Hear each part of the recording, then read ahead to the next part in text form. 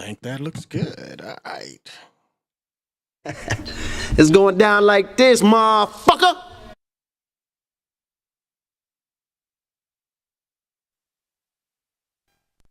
This shit is crazy. The following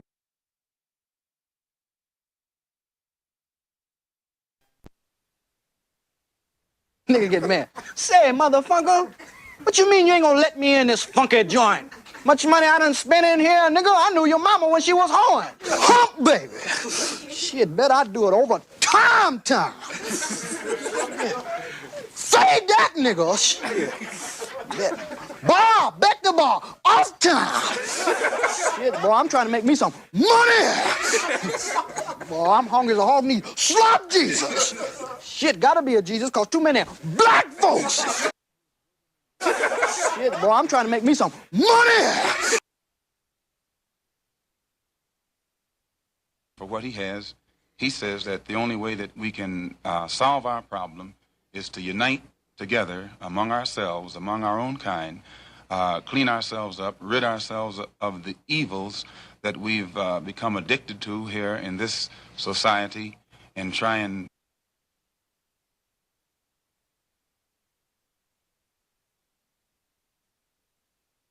yeah. Well. Gotta get a piece of mind. Hey, where are the white women at?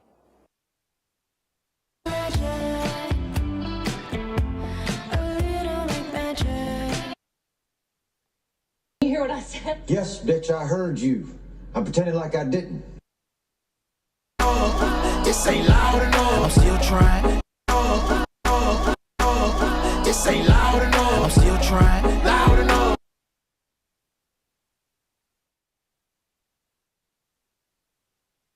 Your feet. He looked down, seen his feet. The nigga went berserk, killed the monkey, threw the bat out the window, start kicking that bitch in the air. Say anyway, but I will. The way quantum entanglement works is that you can take two particles, quantum entangle them, and then take those two particles and move them at any distance in the cosmos. And let's just say, for example, if you quantum entangle two electrons and you have them spinning in the same direction, and then you take one of those electrons and you shoot that thing out 100,000 light years from the original. If you then rotate the spin on the one electron, if you modify it so that its spin changes, the quantum entangled electron at any distance will simultaneously in no time switch its rotation also, because they're quantum entangled. So these communication systems are taking advantage of this aspect of quantum mechanics that most people can't wrap their heads around, and this is what they're utilizing. It's just the new level of science that affords us the ability to communicate at any distance instantaneously. Can you?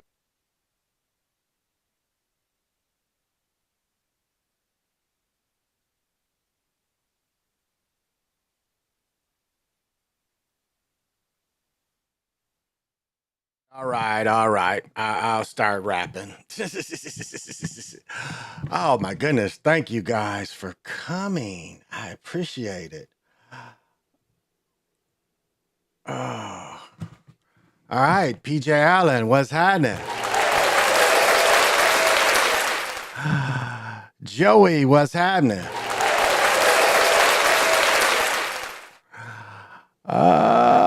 James Gant, what's happening? Jamar 3224, what is happening? Dr. Sinister, what's happening? Thank you. Elmore Amaru Khan, also known as El Doesn't, what's happening? Oh, and my brother Kai in red face, what is happening? Well, y'all saw I had to bust out. With the, and I might be on there. I don't know. I guess that's going. I had to bust off with the Jerome Brown. You know how I got me another Eagles hat. It's funny when I buy the Eagles hats at Liz. They're like, "You're buying the Eagles?" I'm like, "Yeah." And I think this is what, the 75th anniversary. Some old shit it says on here. I guess it's its side. So And you know what's interesting about this year? They're bringing the Black Nasties back.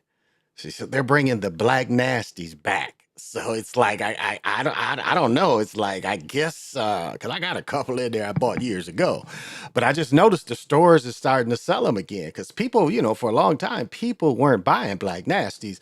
And if you don't know what a Black Nasty is, it's when the bill is black. So your hat is black, and then you got the black bill under here, or whatever. It's like people don't want the black bills under the hats, and I bought let me get this year right. I think it was the 20 hat I bought, and it was all black and had the Black Nasty bill. So had to bring the Jerome Bryan out. My favorite jersey, I told y'all a long time ago, my favorite jersey was stolen from me. I had the McNabb. I had a real jersey of McNabb, and when my ex and I broke up, that was something somebody grabbed. So let me see if I can bring this up. If I can find this, let's see. I do want to give a shout out to, let's see where I can find it. Let's see.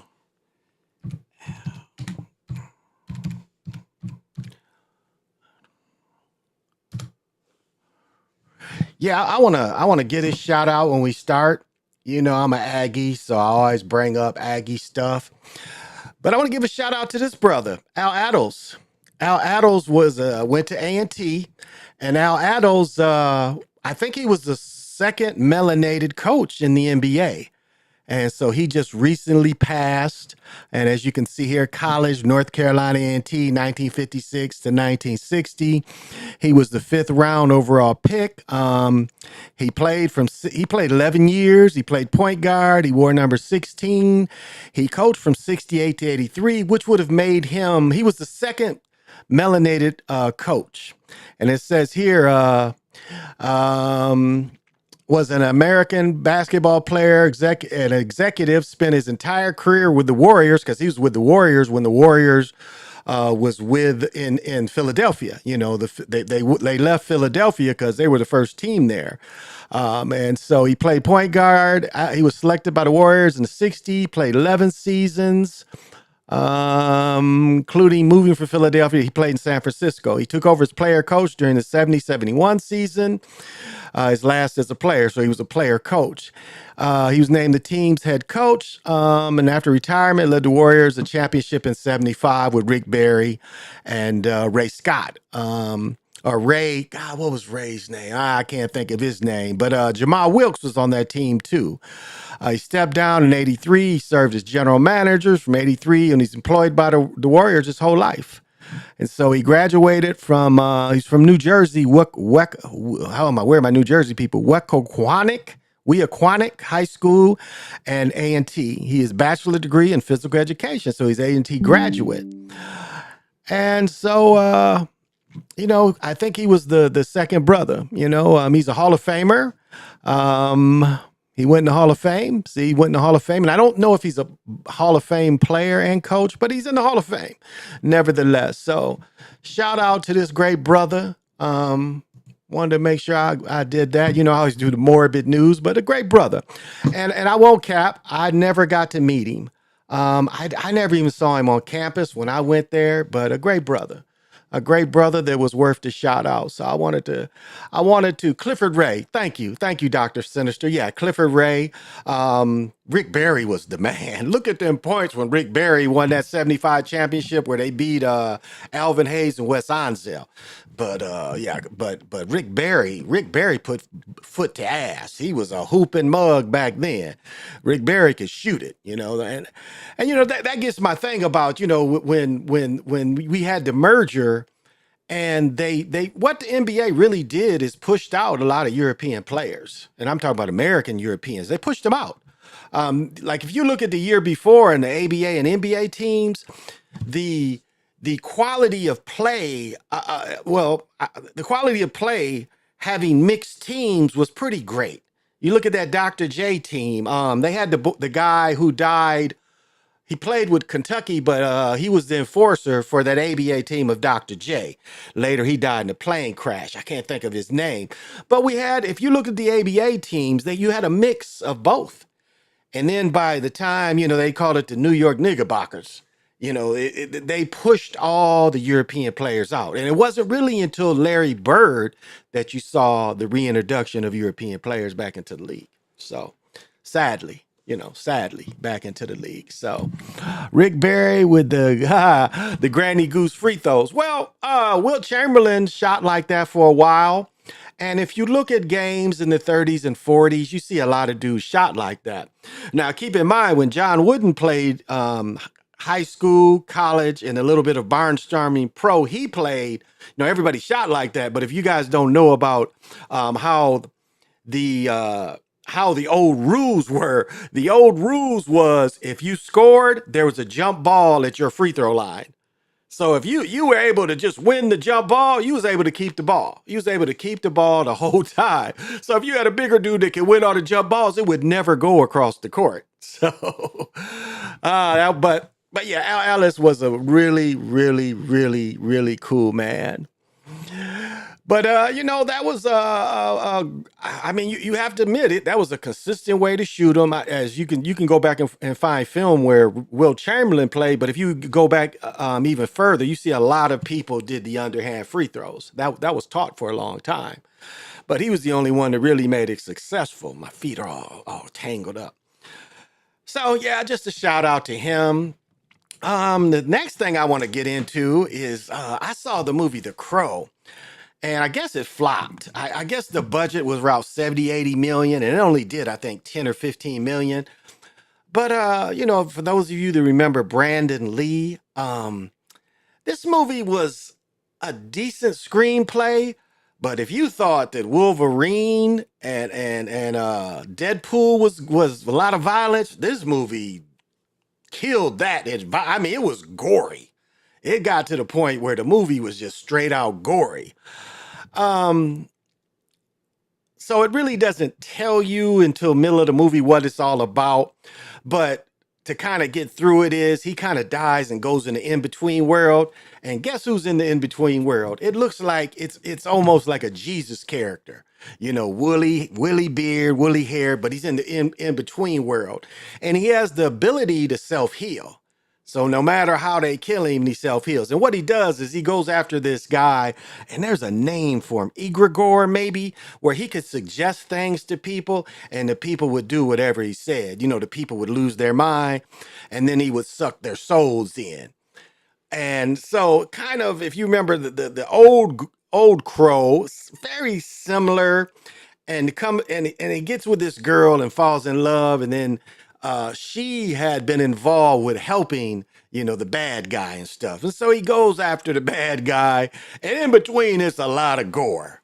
It's a lot of gore. He cuts this one dude where he cuts his whole mouth open. He throws that sword at him and it cuts his whole mouth in two. A lot of gore, a lot of shooting up, a lot of gore. And of course, at the end, he kills him. So I can see why the movie really, really wasn't, I didn't mind it. The screenplay was okay. The action was too much gore.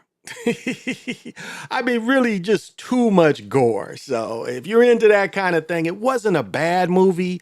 A lot of action. And so like what the girl was in the movie doing is she would help lure, because she was a prodigy, and she would help lure victims, and then she would kill some of the victims. And so he falls in love with her, and then he sacrifices his life for her. And so she can come back, and then he dies, that kind of deal. And then the bad guy gets put in the middle place, and of course he gets taken down. So and the bad guy keeps saying is, I kill so I can stay here and send people that normally wouldn't go to hell, send them to go to hell. I was going to check. Did you see the movie Long Legs? I did not see the movie Long Legs. What were we gonna see? What comes out this week? Reagan comes out this week. I don't know if I'm gonna go see Reagan. It's another one. I didn't see Long Legs. It was another movie that came out this week that we were thinking about checking out. So, but that was and like in the original Crow, the Crows had remember the Crows. If you go back to Olden, the crows are like Odin's eyes. Because remember, Odin gives up one of his eyes. So the crows are kind of like Odin's eyes. So I guess the crow symbolizes kind of his eyes in a way, but they're like they're monitoring him is the most I could get out of it. It seemed like they were monitoring him. So that was the biggest thing I could kind of get out of it. So it's a very gory movie. You could predict what's going to happen, because at the end they decide to go after everybody, and he John Wicks at the end. He John Wicks everybody at the opera, and it's funny, at the opera everybody's dressed up like all the actors, really pale white kind of paint, white kind of makeup. So I thought that was interesting too.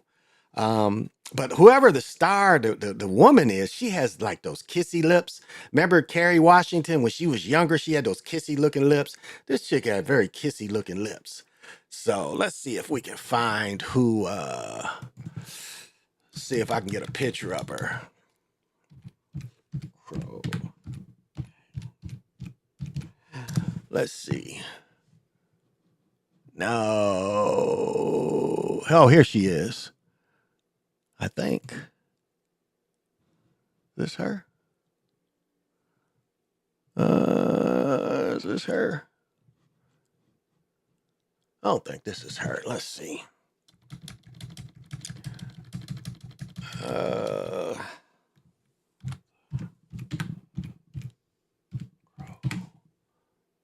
Okay, let's see. Maybe I can get her name off of this.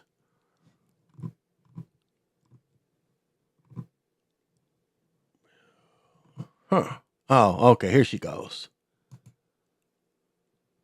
Oh, yeah, here she is. Look at this chick's lips. Very sexy lips.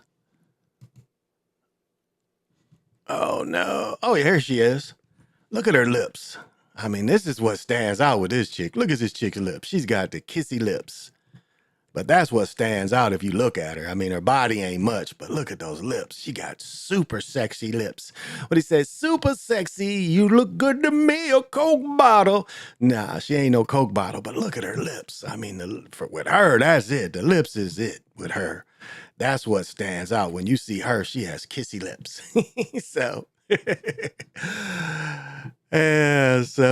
and what's her name? God, what is this chick's name?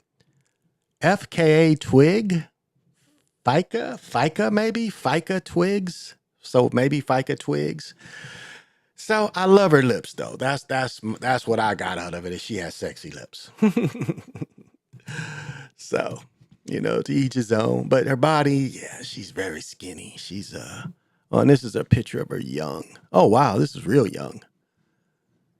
These some other younger pictures of her. She's pretty young here, so. Okay, we got the one eye. We see she's in the business. We see she's in the business. She got the one eye, so, she's down for whatever. We know what the one eye means. So, 7 years. So, I don't know. But yeah, the kissy lips for sure. She definitely has the kissy lips. So this is different. And I said the body ain't really much to look at. She's pretty skinny, as you can see. She's pretty skinny. Then you see how the butt is kind of hidden. She ain't really got much booty, but I mean, not bad. They had some pretty sensual scenes too. They had one scene that was really cool where she kind of takes a sheer curtain and she wraps the curtain kind of around her face. And they kiss, which is kind of cool.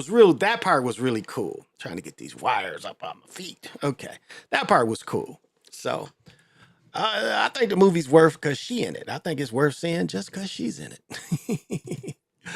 Oh, I wanted to bring up. Did you guys see the Canadian football game where?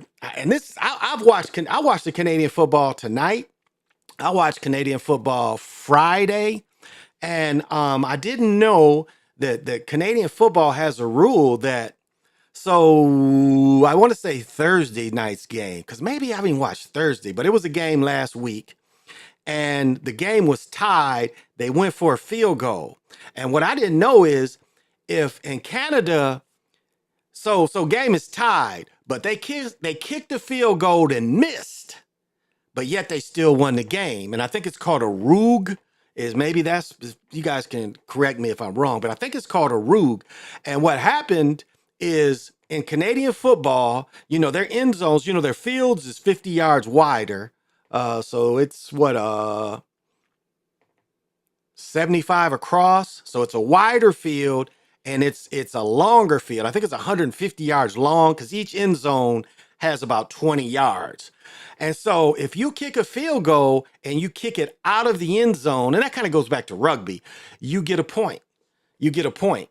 And so this team ends up winning. It's something I didn't know. I don't know. It was something I didn't know.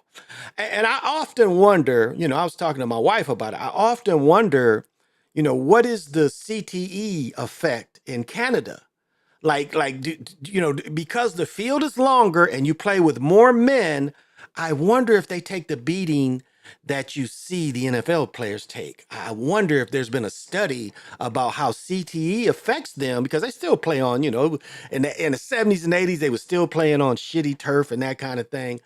So I wonder how that affects. I wonder if because of the longer field, only 3 downs, and it's pretty much a passing game. They run a little bit, but it's pretty much a passing game. So I wonder how the players, the older players feel the effects or not. I just wonder about that. Now the new kickoff rule.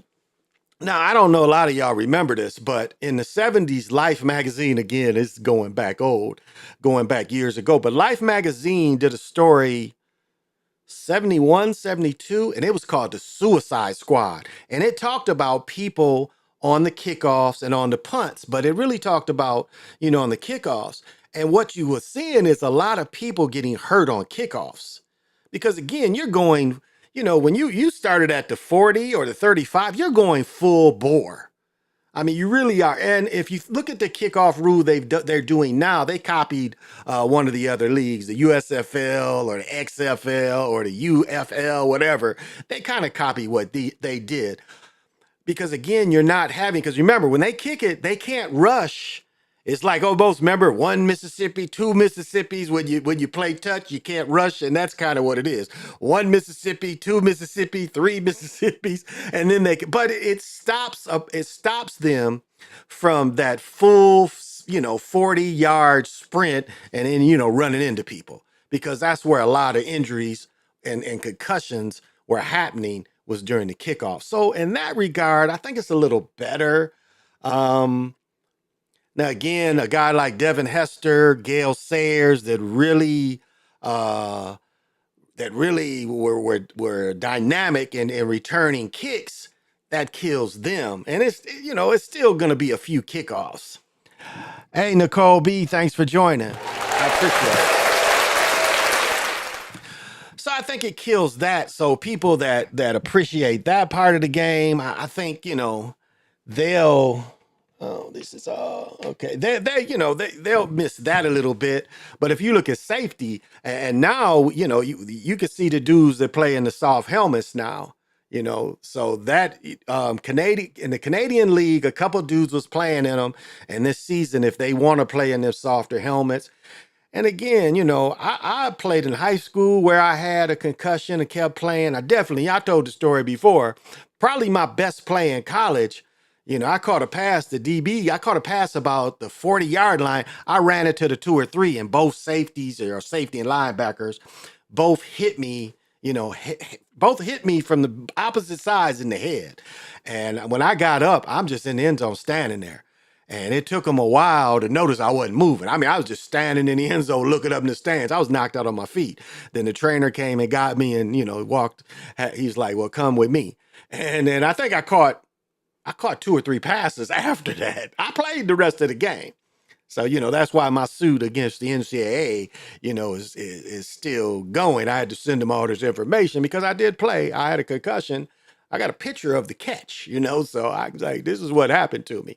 And sadly, all the film from 40 some years ago is erased. So, coaches just, don't keep it, don't have, coaches accumulate so much film. So if that can save, if these modern things, because that's the thing that's going to kill. Is like now when you tear up your knee, it doesn't mean a death sentence anymore. It doesn't mean your career is over when you tear up your knees like it used to mean. Now they can repair almost anything, Achilles, ACLs, MCLs, meniscus. They don't remove your meniscus when you, because that's what was his name? Played with Portland from Washington. That's what happened to him. He was in high school when he first had meniscus trouble. The brother played with Portland, played with Nate Robertson in college at, trying to think where he went to school. He went to school out west, but that brother, he's a light skinned brother. But anyway, that's what him having his meniscus removed. And so he had, meniscus is like, because they can shoot some, just Brandon Roy, maybe that's who I'm talking about, Brandon Roy. It's bone on bone, And so now they just kind of sew it back together instead of removing the damaged part. But in the olden days, when you had meniscus trouble, they would just remove the meniscus. And then the pain would go away, but again, you got bone on bone. And Brandon Roy was playing where they can shoot up this gel in your knee to give you like a little cushion in your knee. But again, you start getting them bone spurs and stuff. You don't really want that. So now they have, better techniques. So that's that. But on the other part is like, why don't you want the ball on the 35? You remember the old days, the touchback, the ball came out on the 20. But now if they kick it like out of the zone, you get the ball at the 40. So I don't see why you wouldn't want the ball at the 35 every time. Why you wouldn't just touch back, get the ball at the 35. And that's helping the offense, That's helping the offense. So yeah, Brandon Roy. Yeah, Brandon Roy could hoop. He went to Washington. Him and Nate Robertson played at Washington, where Nate Robertson played basketball and football. So yeah. So if anybody's on here, if you want to get the full effect, you can watch me on YouTube under Big Pontiac. But if you just want to listen here, that's cool too. So I'm gonna go on to both. And so you want to check it out, whatever you want to do. So yeah. So I just anything that like it's it's almost like football players turn into the way boxers were. Boxers, they used to call it, when I was a boy, they called it being punch drunk. Like I would see child men. I mean, really, they would, because I'd ask my dad, like, because it was like when you saw old boxers, they were like little boys. I mean, in the mind, that's what they used to call punch drunk. I grew up around boxing. Hank Grooms was when Leon Spinks was champion. I've told the story, we used to hang out with Leon Spinks when he was champion because his trainer was in Kalamazoo. Leon had a house in Kalamazoo. So, I got to know Leon and hang out with him. Freak train.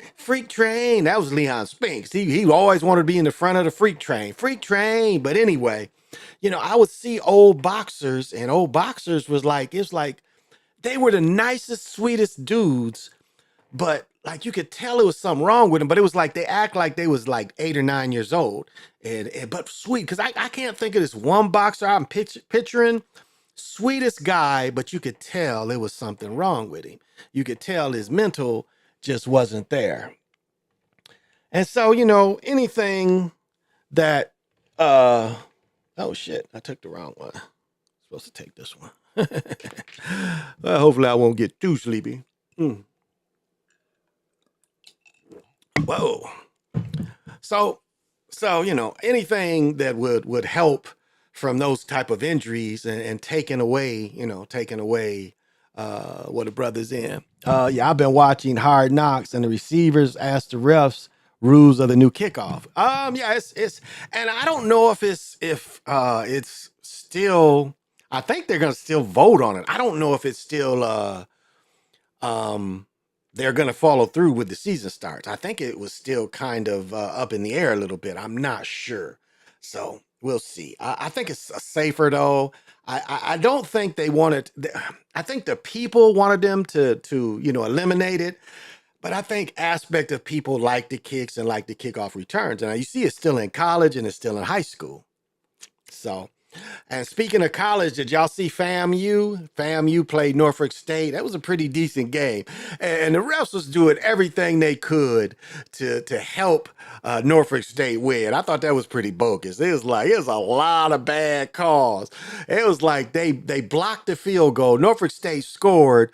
FAMU blocked the field goal and they called offsides to give them another chance. And then the dumbass coach calls a rollout for the quarterback run. Not an option, pass run option, quarterback around the end. And of course they stopped it. So it was a pretty good game. It was the SWAC versus the MEAC. And as you know, A&T is in the CAA, the Colonial Conference. Colonial All-America, maybe that's what it's called. So A&T has stepped up. They're not in, I think that's Division 2A. Division 2. We used to call it Division 2, but I think now it's 1A, whatever it's called. I think SWAC and the MEAC, we used to call it the MEAC.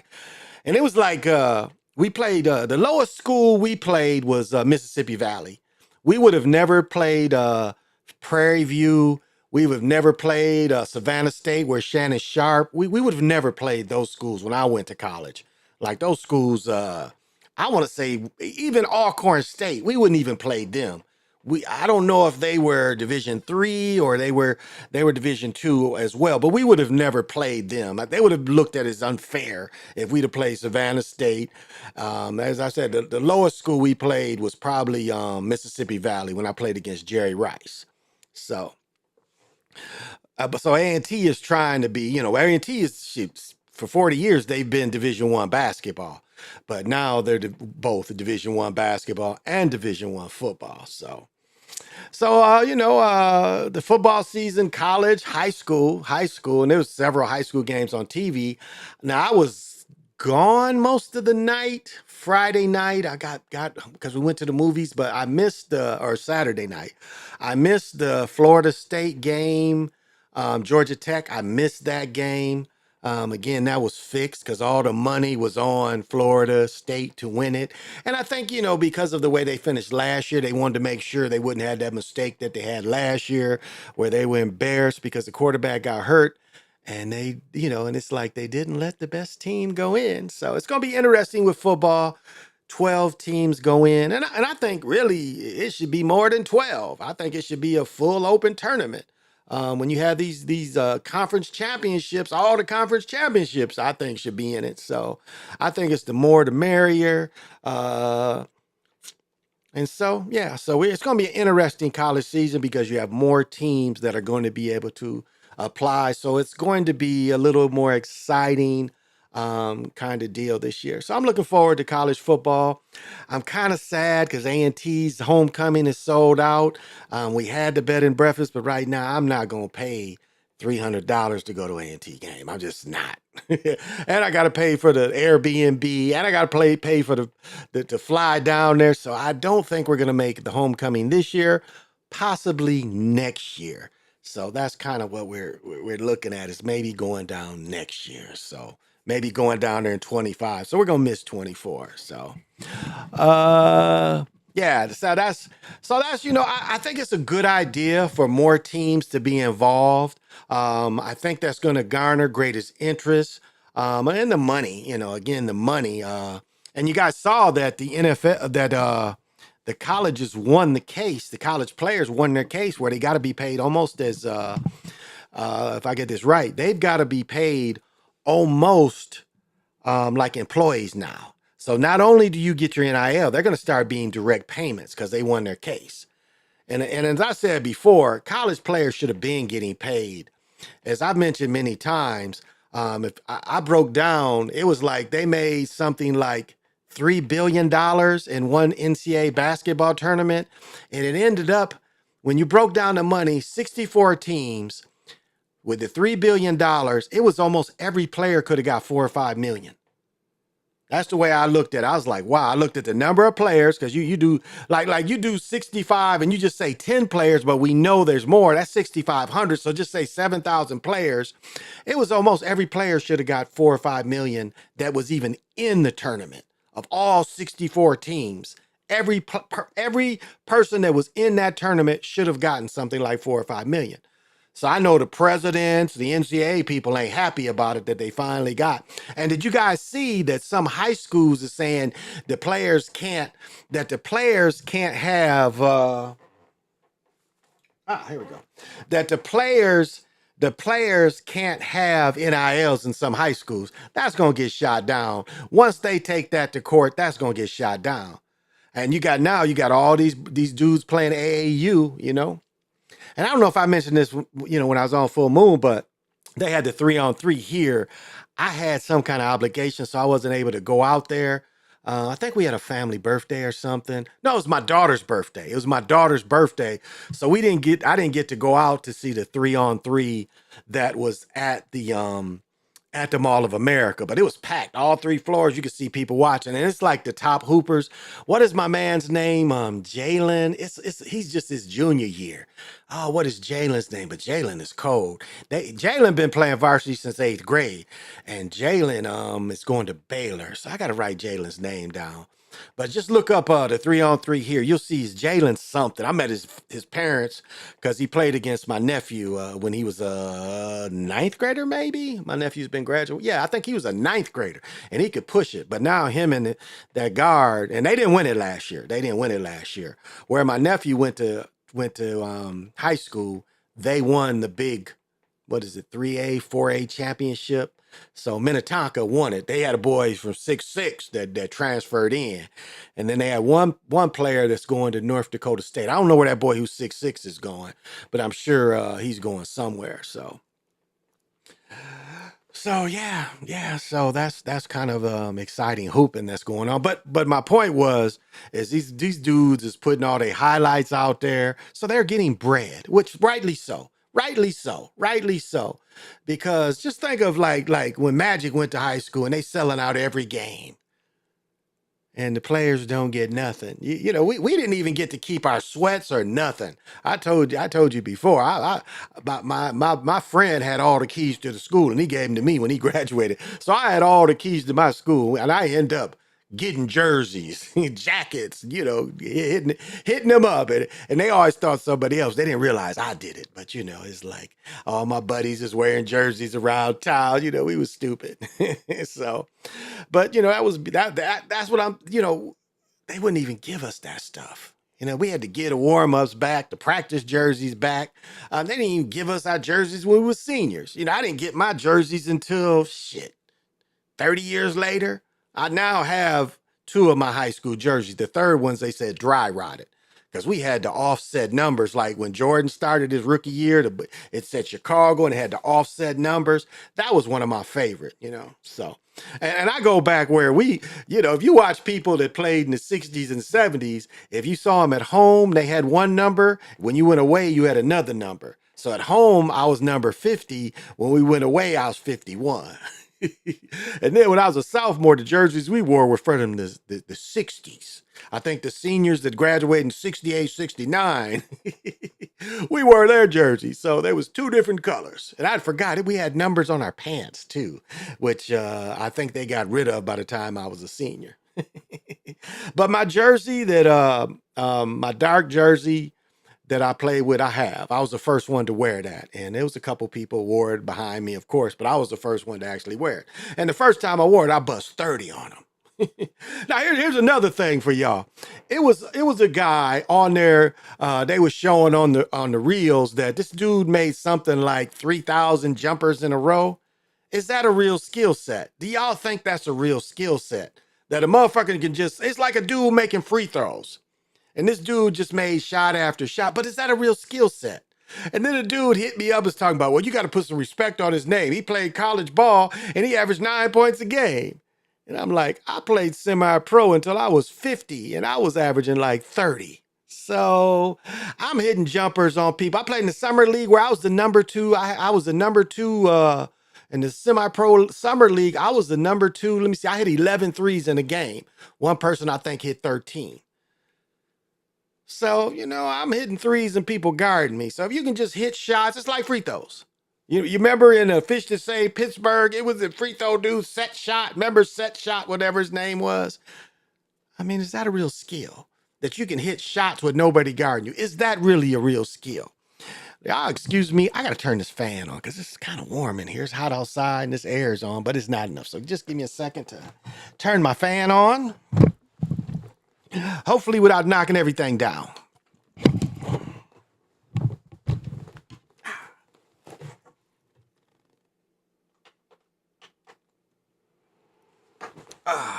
That's better. That is a lot better. It might affect my YouTube, but that's all right. So I don't know. I don't know. I come across all kind of things. It was like a dude. I was looking at Facebook. It was a dude that showed Paul McCartney, and he was like Paul in 1970. Well, you know, if you study Paul McCartney, he might have died in the 60s, and it was a dude who did a lookalike contest named, I think his name was Billy Bates. Maybe we can find that. Let's see. And that's who pretended to be Paul McCartney after he died. Let's find that. Billy. I'm a no spelling somebody. Let's see if I can find it again. All right. See if this will come up with Paul McCartney. It is not. It is not. Let's see.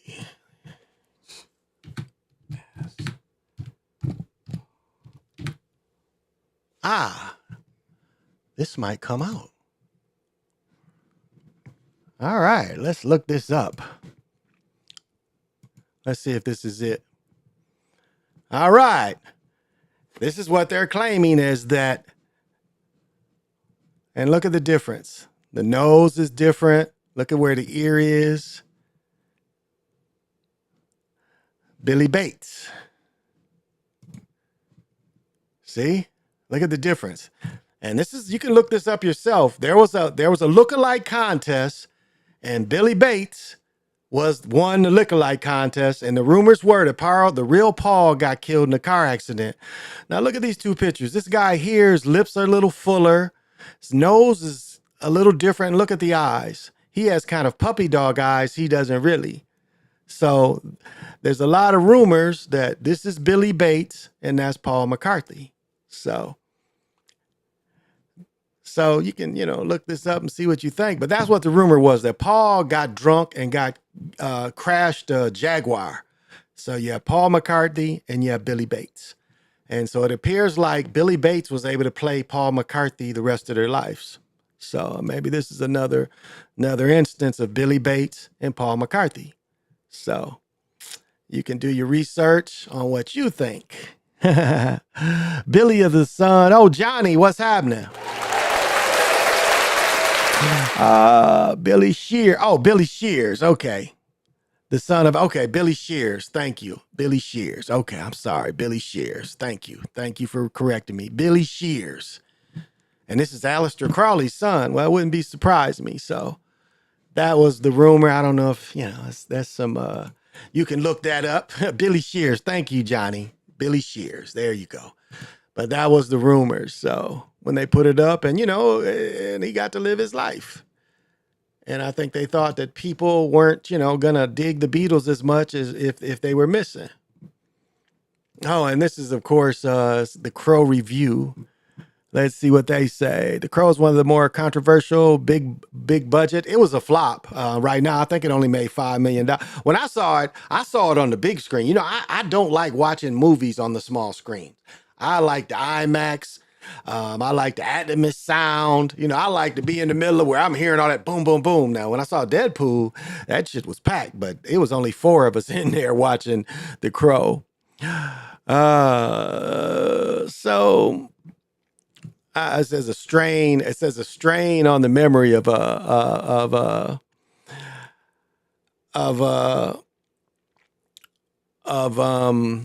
Brandon Lee. Hey, homie 43, thank you for coming. So it's a decent movie. I liked it. It was a pretty decent movie. Now, is this charismatic German coach dies at 70? Who is this? This is the morbid news, y'all. Who is this? German coach Christopher Dawn led Stuttgart soccer to the 92 title. He died of lung cancer. So not sure what sacrifice he is, but again, related to sports, you kind of got to look at it as a type of sacrifice. Al Atlas probably was sacrificed for the upcoming NFL season. So we never know. We never know. And an NFL coach died. I'm not seeing it. Yeah, NFL coach died. He was 70 and he died too, and I'm not seeing it. So not seeing that guy that passed. I couldn't think of his name, but he coached maybe for Pittsburgh. And so, oh man, they got her looking horrible. They got her looking horrible there. Oh my goodness. So I'm not finding him in here, the football coach that just died. So, oh well. Oh well. And, you know, I've been watching Preacher. If you want to see a show that has a lot of good occult kind of teachings, the Preacher. And I didn't realize Seth Rogen put Preacher together, but it's a lot of deep stuff if you kind of understand that some of that stuff. It's a lot of deep stuff. The Preacher is really worth the watch. The Preacher and Legion, the Preacher and Legion, but Preacher really gets deep. And it's funny when you watch all these things and you watch all these movies. And what movie did even in, was it, where was the movie that was it The Crow? But it was like, I was watching some movie where again, Marduk is there and Marduk comes out with the horns. They like freed something and, Marduk is fully born again. And then they break apart Marduk, which is showing Marduk getting the emerald cut off his head.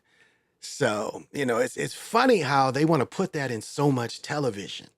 I mean, you wonder why would this entity need to be famous? It seems like, and that goes into why do they want the human experience? Why do the entities want the human experience?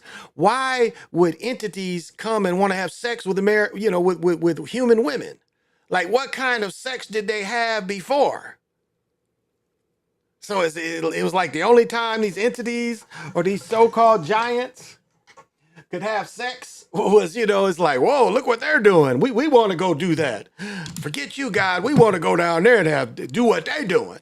I mean, does that really seem like it?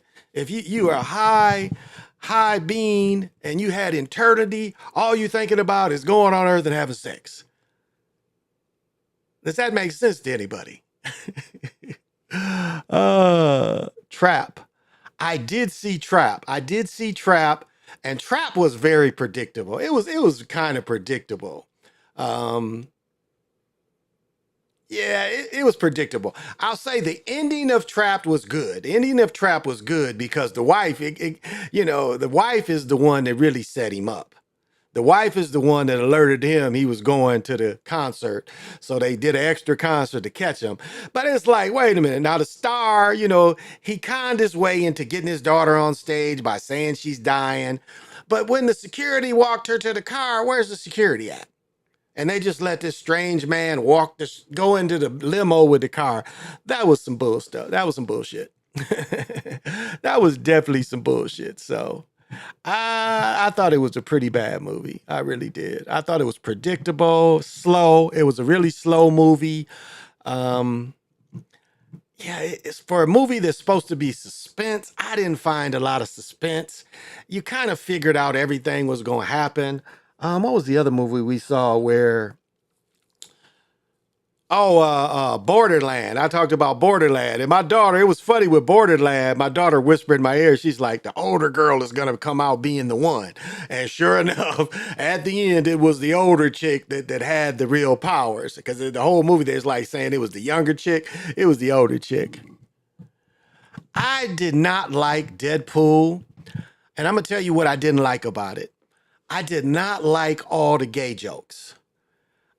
And the gay references. Even when nice Deadpool gets shot, remember he gets shot in his ass? Remember that? And it's like this is the thing that doesn't make sense to me. Gay people, it ain't all about sex with gay people. Like, with a like say when somebody's spouse leaves you, all you think about is he having sex with her, is he having sex with him? Is that what everybody thinks? It's like, is that the only thing that gay people can be, is just about sex? Because that's the references that I didn't dig. It's because it ain't all about sex with them. I mean, look at yourself. How often is you having sex? So that's the problem I had with the movie. It was overkill. And car ninja wrestling, that's the scene. I said that's the scene in the car. Car ninja wrestling, I think it's called, or what is it? Not taekwondo wrestling, but where they wrestle in the car. I don't know. I think I showed it before. Let's see.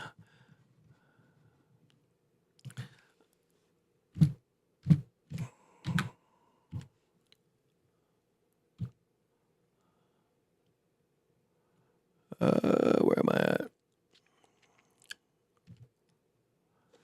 I think. Let's see if I can. Oh, I'm using the phone.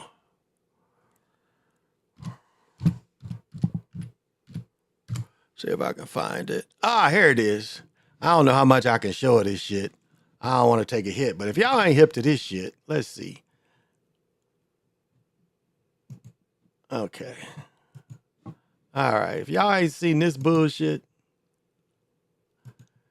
any of y'all watch this shit? Jiu-jitsu, car jiu-jitsu. Any of y'all watch this shit before? I don't know how much I can play of it without taking a hit. These niggas get in the car and they go at it. Let's see. They're gonna show it. Oh, see if I can show. See, they buckle up.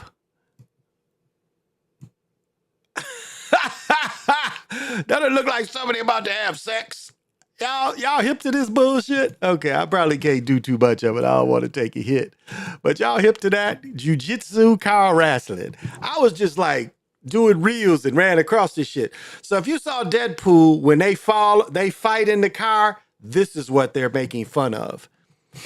And did y'all check my video out, Roof Football, where they try to hit the thing? I mean, that is just, they just make up some shit. Motherfuckers just sitting there like, hey, let's try to throw the roof on the football on the roof and hit the vent pipe and then catch it and we'll make a game out of it. I guess it's been going on for 10 years. But this jiu-jitsu championship where they're fighting in the car, I mean, this is just the funniest of the funny shit. I mean, look at this shit. Look at this shit. Don't it look like they're having sex in the car? Don't it? Don't it look like they're just having sex in the car? I don't want to play this shit. Okay, I want to go back. It ain't gonna let me go back. Yeah, I think it will. Let's see. Oh, yeah, I see. Okay, I just want to see some of these scenes. They keep starting it. I was just trying to get some scenes in there. Okay. I just wanted you guys to see the scenes. I don't want to take a hit for this shit, but this shit is it's just so funny. You can look at this on your own, but jiu-jitsu car wrestling. And look at this. Don't it look like two people trying to have sex? Those of you that had sex in a car, don't it look like they're trying to have sex in a car? Yeah, I saw the Jack Billions. Thank you for joining. I did not see it. I saw highlights to the Florida State game, but yeah, the game was definitely rigged. It was definitely rigged because of Florida State. They wanted to make sure what happened to them last year was not going to happen again. And you see, there's like, well, the quarterback got hurt, so they can't make it. Okay. Oh, yeah, we're getting Jahan Dotson from, I believe he's a DB, isn't he? We're getting them. And yeah, because tomorrow's roster cut downs. And so it's 53 plus 8. I think it's the practice teams are 8. So it's 53 plus 8, I think. So, yeah. So, and one thing I think, I could be wrong, but I think on the practice squad, you can be picked up on any. I don't think you're protected on the practice squad. So if somebody wants to pick you up, they can pick you up. I think. I think they can offer you a contract, especially, and so I don't think they're protected on the practice squad. But what's cool about the practice squad, it's a dude that went to my high school that played with New England, and he didn't play it down and got a Super Bowl ring. So if you stay on the practice squad all year, you will get a Super Bowl ring. So Dotson's wide receiver. Oh, he's a wide receiver. Yeah. Okay. We got a wide receiver. Well, thank you for that, Joey. Thank you so much for that. Yeah, he's a wide receiver. Cool. Glad to have another receiver. And it looks like the Twins had a double header. This is a double header. No, this is the Twins. Oh yeah, they lost to San Diego. I saw that. I watched that game. I got to go to another baseball game before the season ends, and I definitely got to make a hockey game. And I didn't go see the Timberwolves last year, so and the Timberwolves sold out. So I'm gonna try to see the Timberwolves this year. So, and what is her name? I think Caitlin Clark. But anyway, Caitlin Clark wasn't here, and they still sold out the other day. I forget who they played, whoever's up for the MVP, but the one chick for the Timberwolves for the Lynx was hooping. I can't think of who her name was. So she was hooping. And I just got that from ESPN watching the highlights. I didn't actually go to the game. So how was Jimi Hendrix fired from a band? Fanatics named Marvin Harrison Jr. and his father in a lawsuit because he didn't give, Marvin Harris Jr. did not give them permission to put in NFL, the new NFL video game. And so let me see, let's go right here with Marvin Harrison Jr. and Senior. You know what they say about Senior, the Senior might have off somebody. Fanatics refiled its lawsuit against the Cardinals rookie wide receiver Marvin Harris Jr. late last week, spanning to include fraud allegations against his father. And the revisited suit, which was filed Friday in New York, named Pro Football Hall of Famer as a party in the suit, alleges that he aided and abetted his son in its fraud on Fanatics. The impetus for Fanatics' suit against Harris Jr. was filed May 18th, and it's alleged branch of contract by his son. Because from my understanding, the son was only supposed to do some autographs. That's all he's supposed to do. But it said he misled them, believing there was a binding contract between Harrison and the company, Fanatics, and Harrison has signed that contract. The suit also claims that the father led to believe that Harrison Jr. signed, filed May 31st, that Harrison, who signed the binding contract, at the center of the lawsuit. Both affidavits were written to true under the penalty of perjury. Revisit the court from 4 to 6 while replacing initial court. Fanatics claims it led to believe that it's negotiating binding terms that Harrison Jr. through Harrison Sr., but it would be Harrison Jr. who would sign the term sheet. The belief was dismantled in the July affidavits from Harrison and Harrison Jr. In the revisited suit, Fanatics claims the signature of the binding term sheet bears a striking resemblance to Harrison's Jr. on both the W-3 term that Harrison Jr. provided in his company, the officials' collection, and autographs being sold on the company's website. Along the revisited suit, Fanatics also filed examples of Harrison Jr.'s signature on the term sheet and autographs from his company's website and his W-9, along with his father's signatures. They claim that Jr. and Sr. collection execute the binding sheet to further their own interests and to obtain negotiating leverage with other licensing deals. New details provided in the revisited suit, including when Fanatics sent Harrison Jr. a copy of the binding term sheet in 23, said, understand that the deals between Harrison Jr. and Fanatics. The suit claims that Harrison Jr. never disputed that. An affidavit, I never intended to be personally bound by the binding sheet, and I'm not personally bound by it. The revisited suit also said that Harrison Collection and Fanatics had 3 agreements executed or contemplated: a promotion and license agreement, the binding term sheet, an amended and restated promotion license agreement. And Harrison's affidavit, the third day of Cardinals training camp, centers around Harrison Jr. saying the agreement with Fanatics was between his company and Fanatics, not between himself and Fanatics. There's not agreement between Fanatics and me, he said in the filing. I never requested, nor do I ever sign any document that personally obligated me to do anything to them. So they go to court in a few weeks, if you guys didn't catch that. So, if you didn't catch that. Now it's the part of the show where, I picked up new gear and, I like to show the new gear. So I'm start with, this is Giannis, and this is my college nickname. And my college nickname was Freaky Toby. And so a lot of my teammates called me Freak. So I couldn't resist. And what's funny is about 3 weeks ago, I was in the Nike store at Mall of America and I saw this and it cost $105. And I almost bought it. I liked it so much, I almost bought it. But some said, go home and look at it. I think I end up paying $65 for this on the Nike app. They had 25% off. So it's about $65 for this. And I found the pants. They got pants that has freak all up and down the legs. And the reason they called me freak, because in 79, I was the only nigga eating pussy. There was a lot of niggas back then that wouldn't eat pussy. So that's where Freaky Toby came from.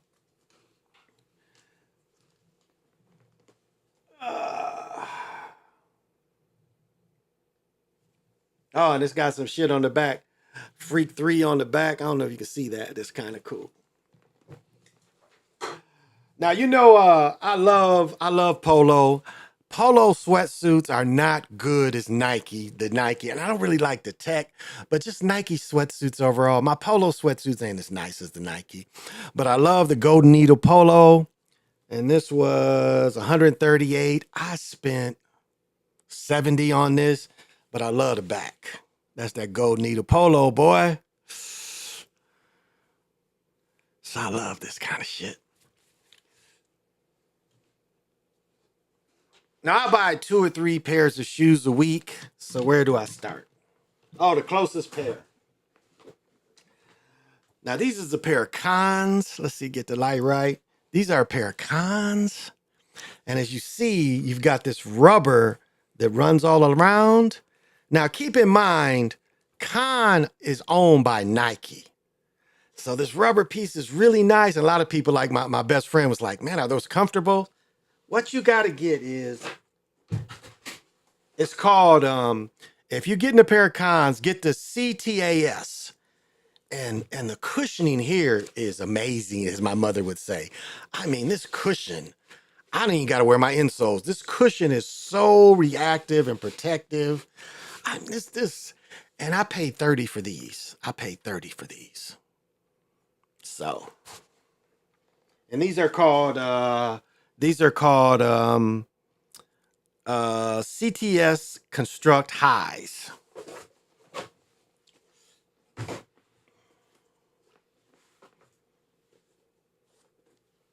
And really, I screwed myself because when I first saw them, it was 60% off. It was buy a pair, get 60% off the second pair. So I bought 2 pairs. So these are not weapons, but these have this is suede or nubuck, but the rest of the shoe is suede. And when I wore these as a junior, we call these the Dr. J's. So I wanted another pair. I still want a gold pair with the single star. To me, those were my all-time favorites. These don't have the CTS, I don't think. But this is a decent shoe. I've been wanting an all-leather Con. Again, Nike makes Converse. And these are called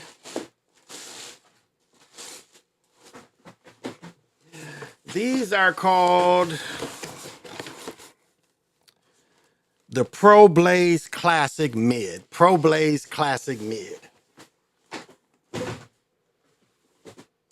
And one thing, when I go to my outlet, I try to look for shoes that have probably come from another store and that they're not selling at the outlet. And these are open box. And I wore these today at the mall.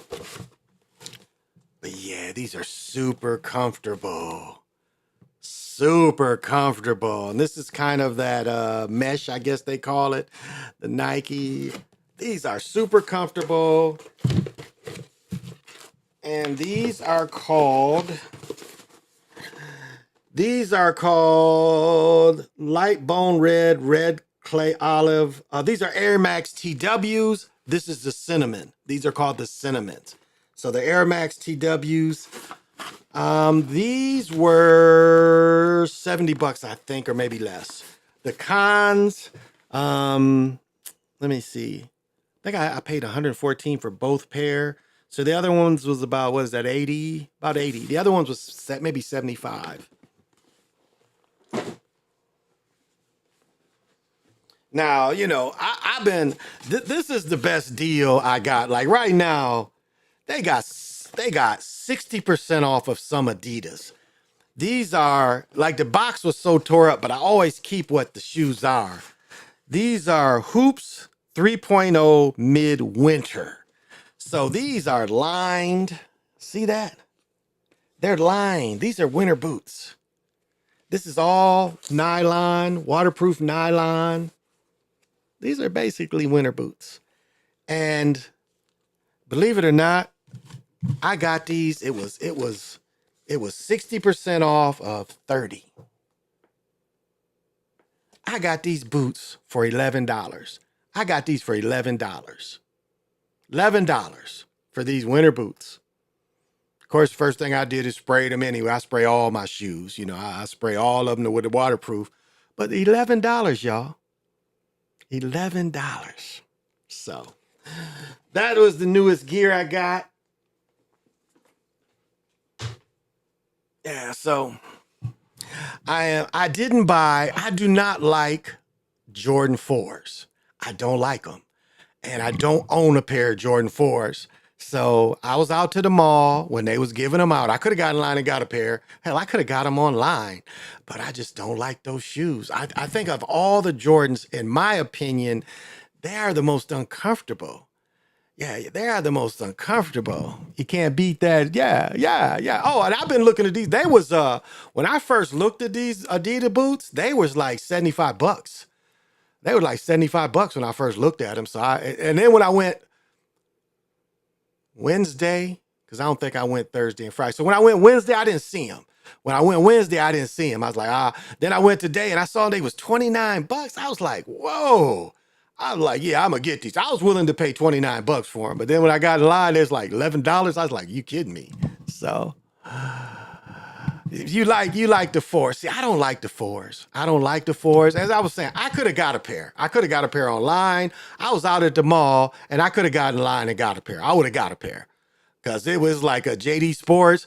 I walked by there and I would have been maybe 7th or 8th in line. And then I was like, nah, I want them. And then when I went over to Nikes, I would have been maybe 15th in line. And then when I went to the Champs, I still would have been like 20 in line. So I was like, nah, I don't like them. That's just me, my personal opinion. I think they're the least comfortable of all the Nike Jordans. So I didn't get them. Now, right now, I haven't bought the Jordan 39s, but I probably will. I don't think I'm going to get the black pair because they are nubuck. I think the leather pair is a little more stable. But I've said this before. I'm going to tell you a shoe that I didn't find comfortable at all was the Zions. I wouldn't buy a pair of Zions.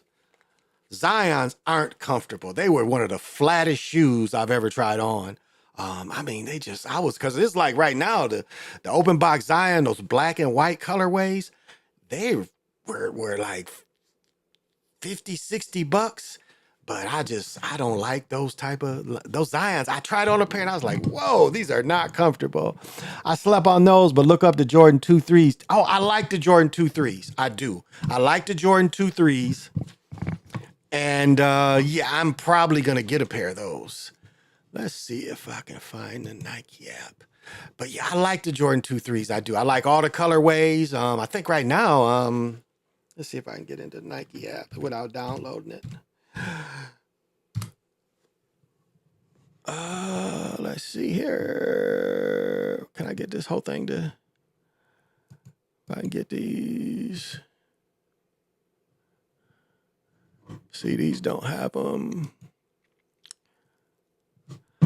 I'll show you. I think I'm gonna get these. These are cross trainer. These are cross trainer. I think I'm gonna get those. I don't really like the dunks. Where's the 2.3s? It's funny, the 2.3s look a lot like the Monarchs. These, and I would say this, the Monarchs are like one of the most comfortable shoes you can buy. I know they call them mall walkers, but they are super comfortable. Am I at Nike.com?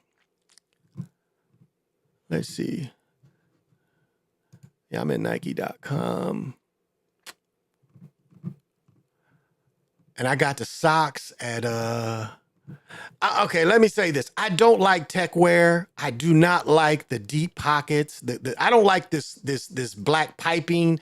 This I don't like this. I don't like this at all. I don't like that at all. Let's see if we can find the 2.3s. But they're Nike pants are by far the best sweats you can buy. They are by far the best sweats you can buy. Let's see. Where we at? Pants, shoes. Okay, let's see if we can get the 2.3s up. Yeah, as I mentioned before, I'm probably gonna buy these. I haven't bought them yet, but as you see, they're sold out on the app, but they got these everywhere. You can get them at Dick's Sports. They sold out at the Nike store, but you can still get these. These ain't that exclusive. The 2.3 should show up somewhere in here. Let's see. They're not giving me all the shoes. Let's look. Let's see on theirs.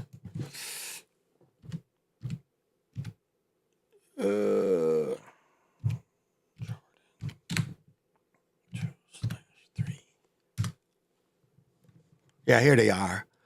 I like these. I like these.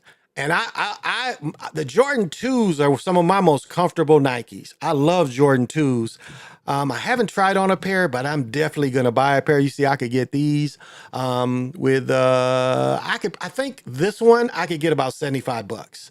This one right here, I think right now you can get these for about $75.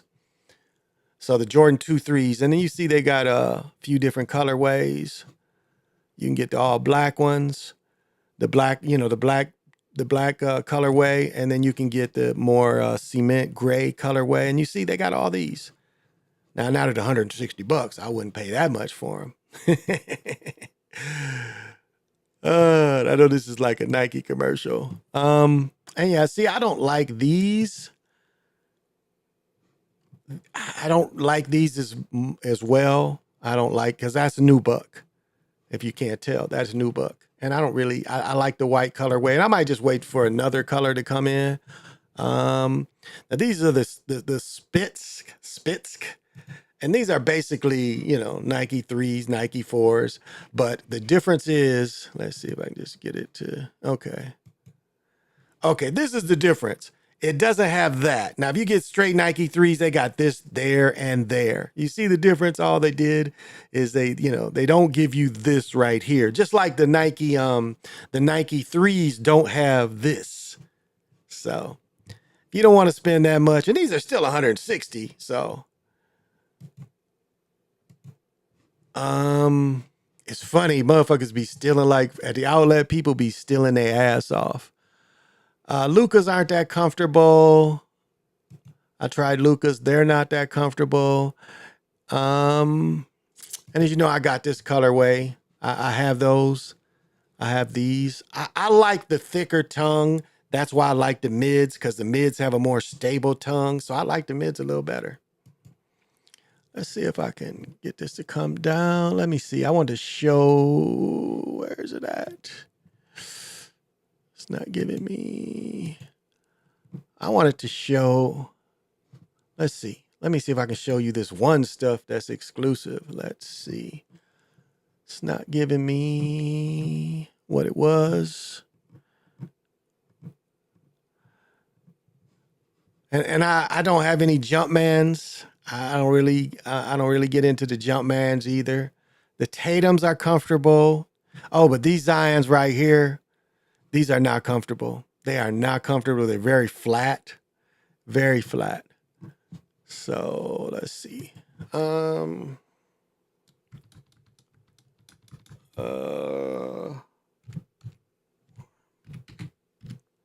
See if I can find this. I'll tell you the Nike exclusive stuff if I can find it. Let me see. They got some stuff that costs $500 for the set. Let's see if I can find that stuff. But the set is $500. And it's better than that tech stuff.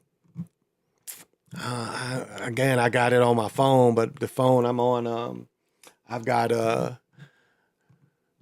Facebook on. Yeah, I can't find them, but it's. Oh, let me see warm up. Let me see if I can get basketball warm ups. Maybe I can find them. But it's like $200 for both, $250 for the top. Is this it? No, that's not it. It's $250 for the top and $250 for the bottoms. Ha! I used to have a Michigan State pair. This is the old Indiana. See, Indiana Hoosiers. I'll tell you the story. There's a guy that played from my where I was born, where my dad's from, Dowagiac, Michigan. He ended up going to Michigan State. I had his warm-ups like this. They was just green. My uncle traded them to me for a pair of sunglasses. He wanted the sunglasses, so he gave me the Michigan State real warm-ups, the Michigan State real warm-ups. But I don't see that top. Let's see. Now, of course, I have this in a couple different colorways. I got this jacket. Let's see that other stuff. Yeah, they don't have that. It's some exclusive stuff they got, that the whole outfit. So that you wear that and you drop that $450 for that stuff. Let's see, is the custom gonna bring up something different?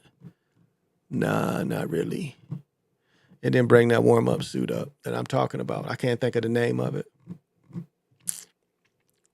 Basketball, customizable. Let's see if this comes up under this.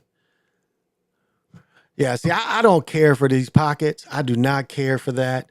I think it takes away from them. I think it takes away from, I don't know. I just don't like that kind of stuff. I don't like, I just don't like the tech look.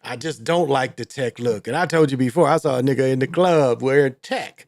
Like, what are you wearing tech for? You know? Now, this kind of hides it a little more. Or maybe not. Because it's darker, you don't quite see them. But that throws me off. That makes me not like them. And you can get other stuff that's got this tech stuff that Nike sells. So it's to each his own, but I can't find that other stuff. It's $200. It's $200 for the tops, $250 for the tops, and I don't see them. Yeah, I don't see them. Maybe next time I come on, I'll show them. I'll look them up because I got them in my favorites. So, you know, I regret buying the 450, the 450 Yeezys. You got to have a different type of foot for them. I've got, what did I get? Oh, I think they're over here. I got the 700s. I got the 350s. And I got the Q, whatever that's called, the QN. I got those. The 350s are comfortable. The 350s. Hey, Jeffrey Lane, what's happening? So, you know, I'm a sneakerhead. I'm a clothing person. You know, I'm not a Mason, so I don't wear Mason suits. I don't have to. I'm retired. Of course, when I got married, I wore a suit, but I don't have to wear suits. And so, you know, I don't really care about that shit. If I got somewhere to go, I'll go to Men's Warehouse and go buy something, get it tailored for me in Men's Warehouse, you know. Because you can get a tailored made suit at Men's Warehouse for about $500-$600. Yeah, I can't find this other stuff. It's on my phone. So, you know, I am a clothing connoisseur, I guess you could call it. So, you know what he says, every time I've got to be clean, you dig? And, you know, it's the end of the summer really doesn't end for another month. It doesn't end until, the summer doesn't end until what, the 21st. But for most people, the summer ends when children go back to school. And as I said, all y'all that make your children go to school in August, you should be ashamed of yourself. You should be ashamed of yourself that your children go to school in August. Your children shouldn't go to school till after Labor Day. Well, I only got one in school now, so she don't go back to the fourth. So that's how we roll here. I think Michigan has laws too where they don't go because they want that holiday money. Because, those of you that work, you ain't going to work next Monday. You got to work this Monday, but next week you have a 3-day weekend, those of you that work because of Labor Day. So here we don't go to school in August. And we get out the same time y'all get out too. Y'all don't get out any earlier. But y'all should be ashamed of yourself making your children go to school in August. I never went to school in August. And I think PJ said his daughter had started already. So yeah, my daughter's sleeping tomorrow. No, actually, there's some school stuff we got to do this week. So, they're getting ready. And my daughter volunteered, so I got to take her up there. So, yeah, yeah. And we're supposed to, it's like, I don't know if it's hot everywhere. It was hot here. It was like really hot here today. And so, but it was cloudy. So it was just hot air, but cloudy. And, my wife and I have been walking, like she walked, I think 5 miles today. Yesterday together, we walked 3 miles. But I got 3 miles in walking at the Mall of America and walking at the outlet. I got 7,000 steps, I think, just walking there. I was trying to get her to walk every floor with me, and we weren't really in a hurry, but she only wanted to look at certain things. So, because normally if I go out there by myself, I do a lap on the first floor, I do a lap on the second floor, and I do a lap on the third floor. And then I do a reverse lap on the third floor, another lap on, and so I get about 4 or 5 miles at just walking at the mall, So I wear some joggers and stuff and get my sweat and walk indoors, especially in the winter. Same thing with the outlet. The outlet is partially covered, so, I can get a lot of walking in the outlet again. So, I kind of mix it up. But we had a nice walk in my neighborhood yesterday. I mean, it was kind of long, 3.5 miles. But, I'm losing weight. I was telling you, I was what, 239, and I've lost almost 10 pounds just, every day walking. Still really leery of playing. Since I had a heat stroke, I'm still leery of playing pickleball. Maybe I'll get my ass up one day this week and go play. I don't know. I've been leery, of it being hot and trying to participate and working hard like that. So I don't know. But walking is kind of strenuous too. And I've got the shoe thing figured out because my feet really, really hurt me for years. I had plantar fasciitis, and that's one of the hardest injuries to have because it literally feels like you're walking on knives. I mean, it like when that stuff first hit me, it feels like you're walking on knives. And this is the bad part. It's like you can hoop. You can have plantar fasciitis and you can hoop, but once you stop, like long as you're keeping your foot moving, but when you stop, oh, them daggers is in your feet. I could barely walk. So, but my orthotics, I have things for my toes, and my orthotics have a little bump in them, like for the arch support thing. And I found little things I can make for arch support on my orthotics that don't have it. So I wear those with it. And so it's kind of heals my feet quite a bit. So, getting old is kind of, it's a trip. Oh, how was The Crow? The Crow, if you like gore, it's good for gore. If you like a gory movie, The Crow is for you. The story was weak. There's a Jesus-like character that you know is Jesus because it's like what do they say? A hair of wool, beard of wool. So it's a Jesus-like character. The two characters. I showed the girl with the kissy lips, Twig or whatever her name was, but I don't know. It was a lot of violence. I mean, and like more. If you didn't think you thought Wolverine and Deadpool was a lot of violence, it's more violence than that. It's more gore. I mean, he hits one dude when he hits him and he's fighting a dude, and then his sword hits dude and slits his mouth in two. So I'm not gonna say it was trash. Now, my wife liked it. She thought it was good. But my daughter and my wife thought Deadpool was good. I didn't think it was that good a story, actually. The screenplay, I gave it, I say The Crow, I gave Deadpool like a 5. I gave The Crow maybe a 6, maybe a 6, maybe a 6. A lot of action. The story is, I don't know. Was the screenplay great? Not really. Because like even the main killer, they really didn't define him. I didn't think until I don't think the whole movie they really defined the evil. Like it never told you, like it never took him down to who he took orders from. Because the premise was he had to send innocent people to hell. That's what he had to do. He had to send innocent people to hell. And, the crow is able to self-generate. So if he gets shot, it didn't help him. And then one point, they said long as he kept his love pure, he could self-generate. Well, he found out and saw the video of his girl killing somebody. So next time he gets shot, he's not self-generating. He goes back to that mental place. And he asked the Jesus-like character what happened. He said, your love, you saw the video and your love wasn't pure for her anymore.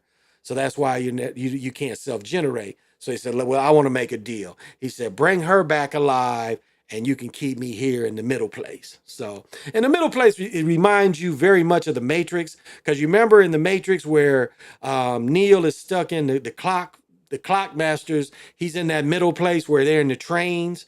Well, it's the same thing. They're in a train track like place. So I was like, they kind of copied that from the Matrix a little bit. But if you like gore and action, it's a good movie in that regard. A lot of people get killed. A lot of people get fucked up. So if you like that kind of thing, yeah, that's yeah, it's for you. So, Deadpool had a story. All it is just a cameo. Yeah, it was just a cameo for everybody. And and this is the thing is they cut some people out. I don't know if y'all picked that up. It was several characters that got cut out where they were in the movie and they cut them out. I thought Gambit, like I think they're going to end up coming out with another Blade, and I even think they're going to come out with Gambit. I think Gambit, Channing Tatum. Yeah, I think Channing Tatum is going to get a Gambit. So, Deadpool, Wolverine. Oh yeah, it's a wild movie, but again, I didn't like all the sexual references.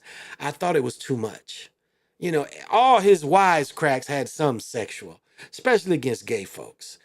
And I just thought, again, gay people ain't just defined by sex, and I thought that's wrong.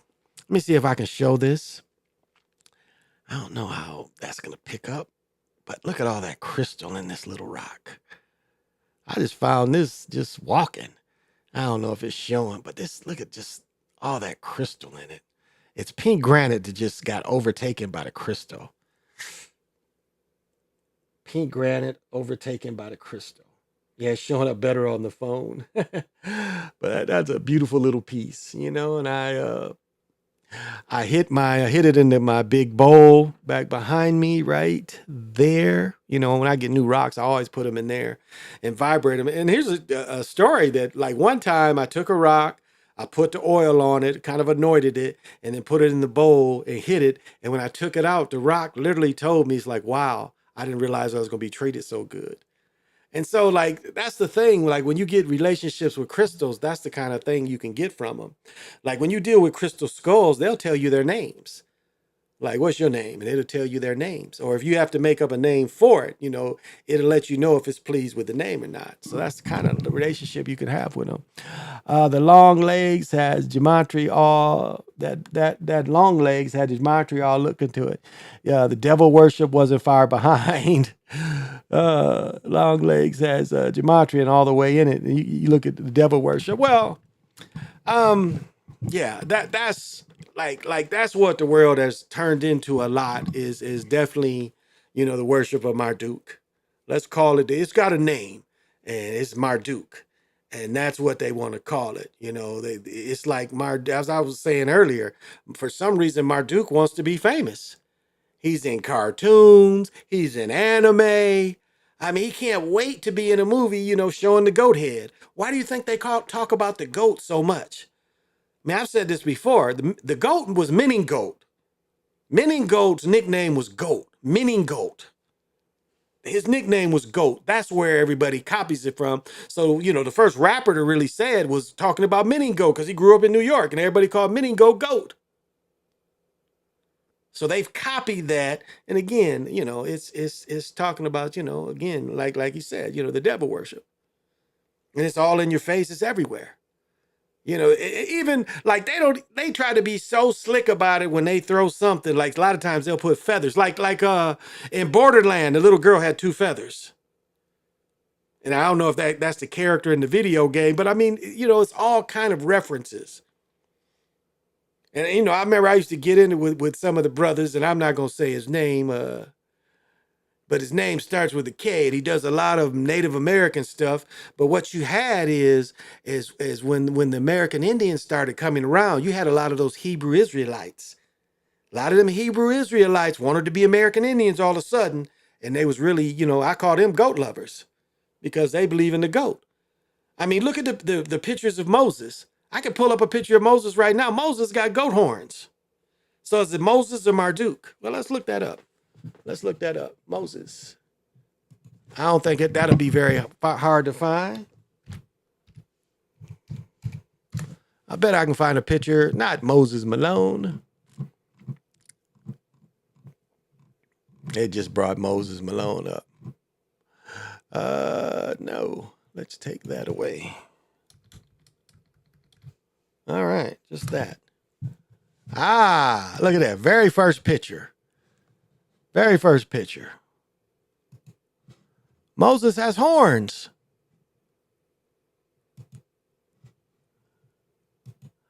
So who do you think he really is? Who do you think this really is? This is Marduk. This is Marduk. Those are horns. This is Marduk. Let's see, we find the other ones.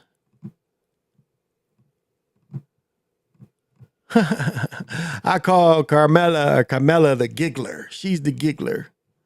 Let's see if I can get there's more pictures of Moses with horns than just that one. Where's the other one at? The one that's in Trevi Fountain. Where's the one in Trevi Fountain? Ah, again, right here. No. Oh, they didn't give me the one I clicked on. Let's see. Again, this is a different picture. Moses with horns. So this is really Marduk. This is really Marduk. You see? See these horns? I don't think this is the one in Trevi Fountain, though. And I think this is the same one I've been looking at. But why does Moses have horns? You know? Why does he have horns? If he's such a good man and inspirational, why does he have horns?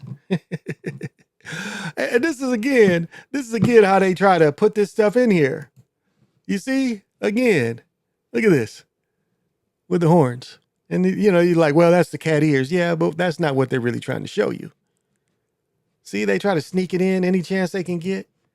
And that what are you know, and it's like the animation, the manga, I mean the anime, the cartoons, they can't wait to put a Marduk looking character in here. So if this religion is so pure, why does Moses have horns? Oh, and you can buy this shit. Let's see. Look at this. You can buy it and put it in your house. You can buy it and put it in your house. That's even like my issue with the Baphomet. The Baphomet has, you know, as above, so below. But it's another picture of Marduk. It's the same character over and over again. And, you know, Bobby Hemmett and them say it's okay, but it's the same character. They just wrapped it up a little differently. And it's part of wickedness. Let's call it what it is. It's part of wickedness. You know, ain't nothing in the dirt underground. It's nothing that.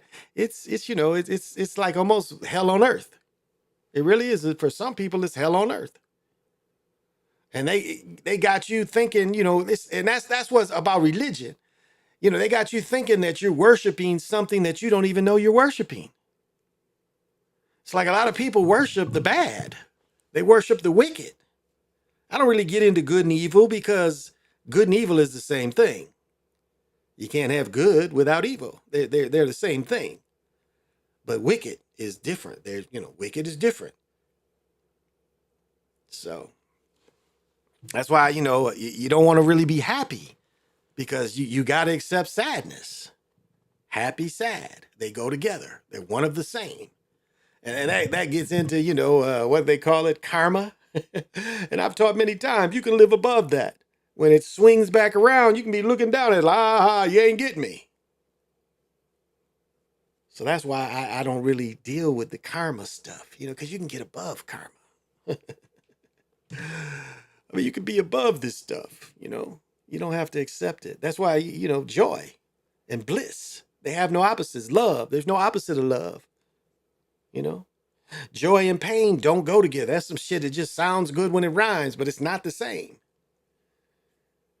Just like love and hate, that's some shit they made up. Love has no opposite. Love is supreme. Bliss is supreme.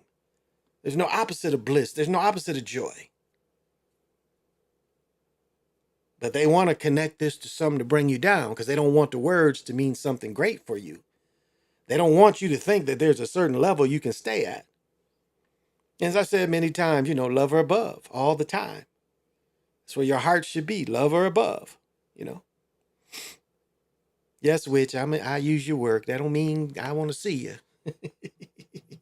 Chick be like, well, I want to come in your dreams and kick it with you. You talked about me.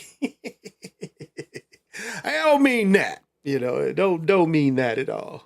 But, you know, what she says is right. You know, what she says is right. That is right. And that's what you want to be. You want to have love in your heart. And, you know, it doesn't mean being a sucker, you know, that's, you know, or that you're going to be used by people. It doesn't mean none of that, that you got to be used by people. Just to be a good person doesn't mean you're used by people. And that's what I think people, you know, people get away with, or people look at that. If you show love all the time and you have joy and bliss all the time, that you're a sucker. And I don't think that's necessarily true. And as I said, even when it's bad, it's good because that's life. And just to be a good person, or just to be a joyous person, or a person that shows love and loves everything and everyone. And I ain't say in love. I said you just love life. You love people. Because there are a lot of people that just don't like people. And so it's hard for them to, you know, give and receive love.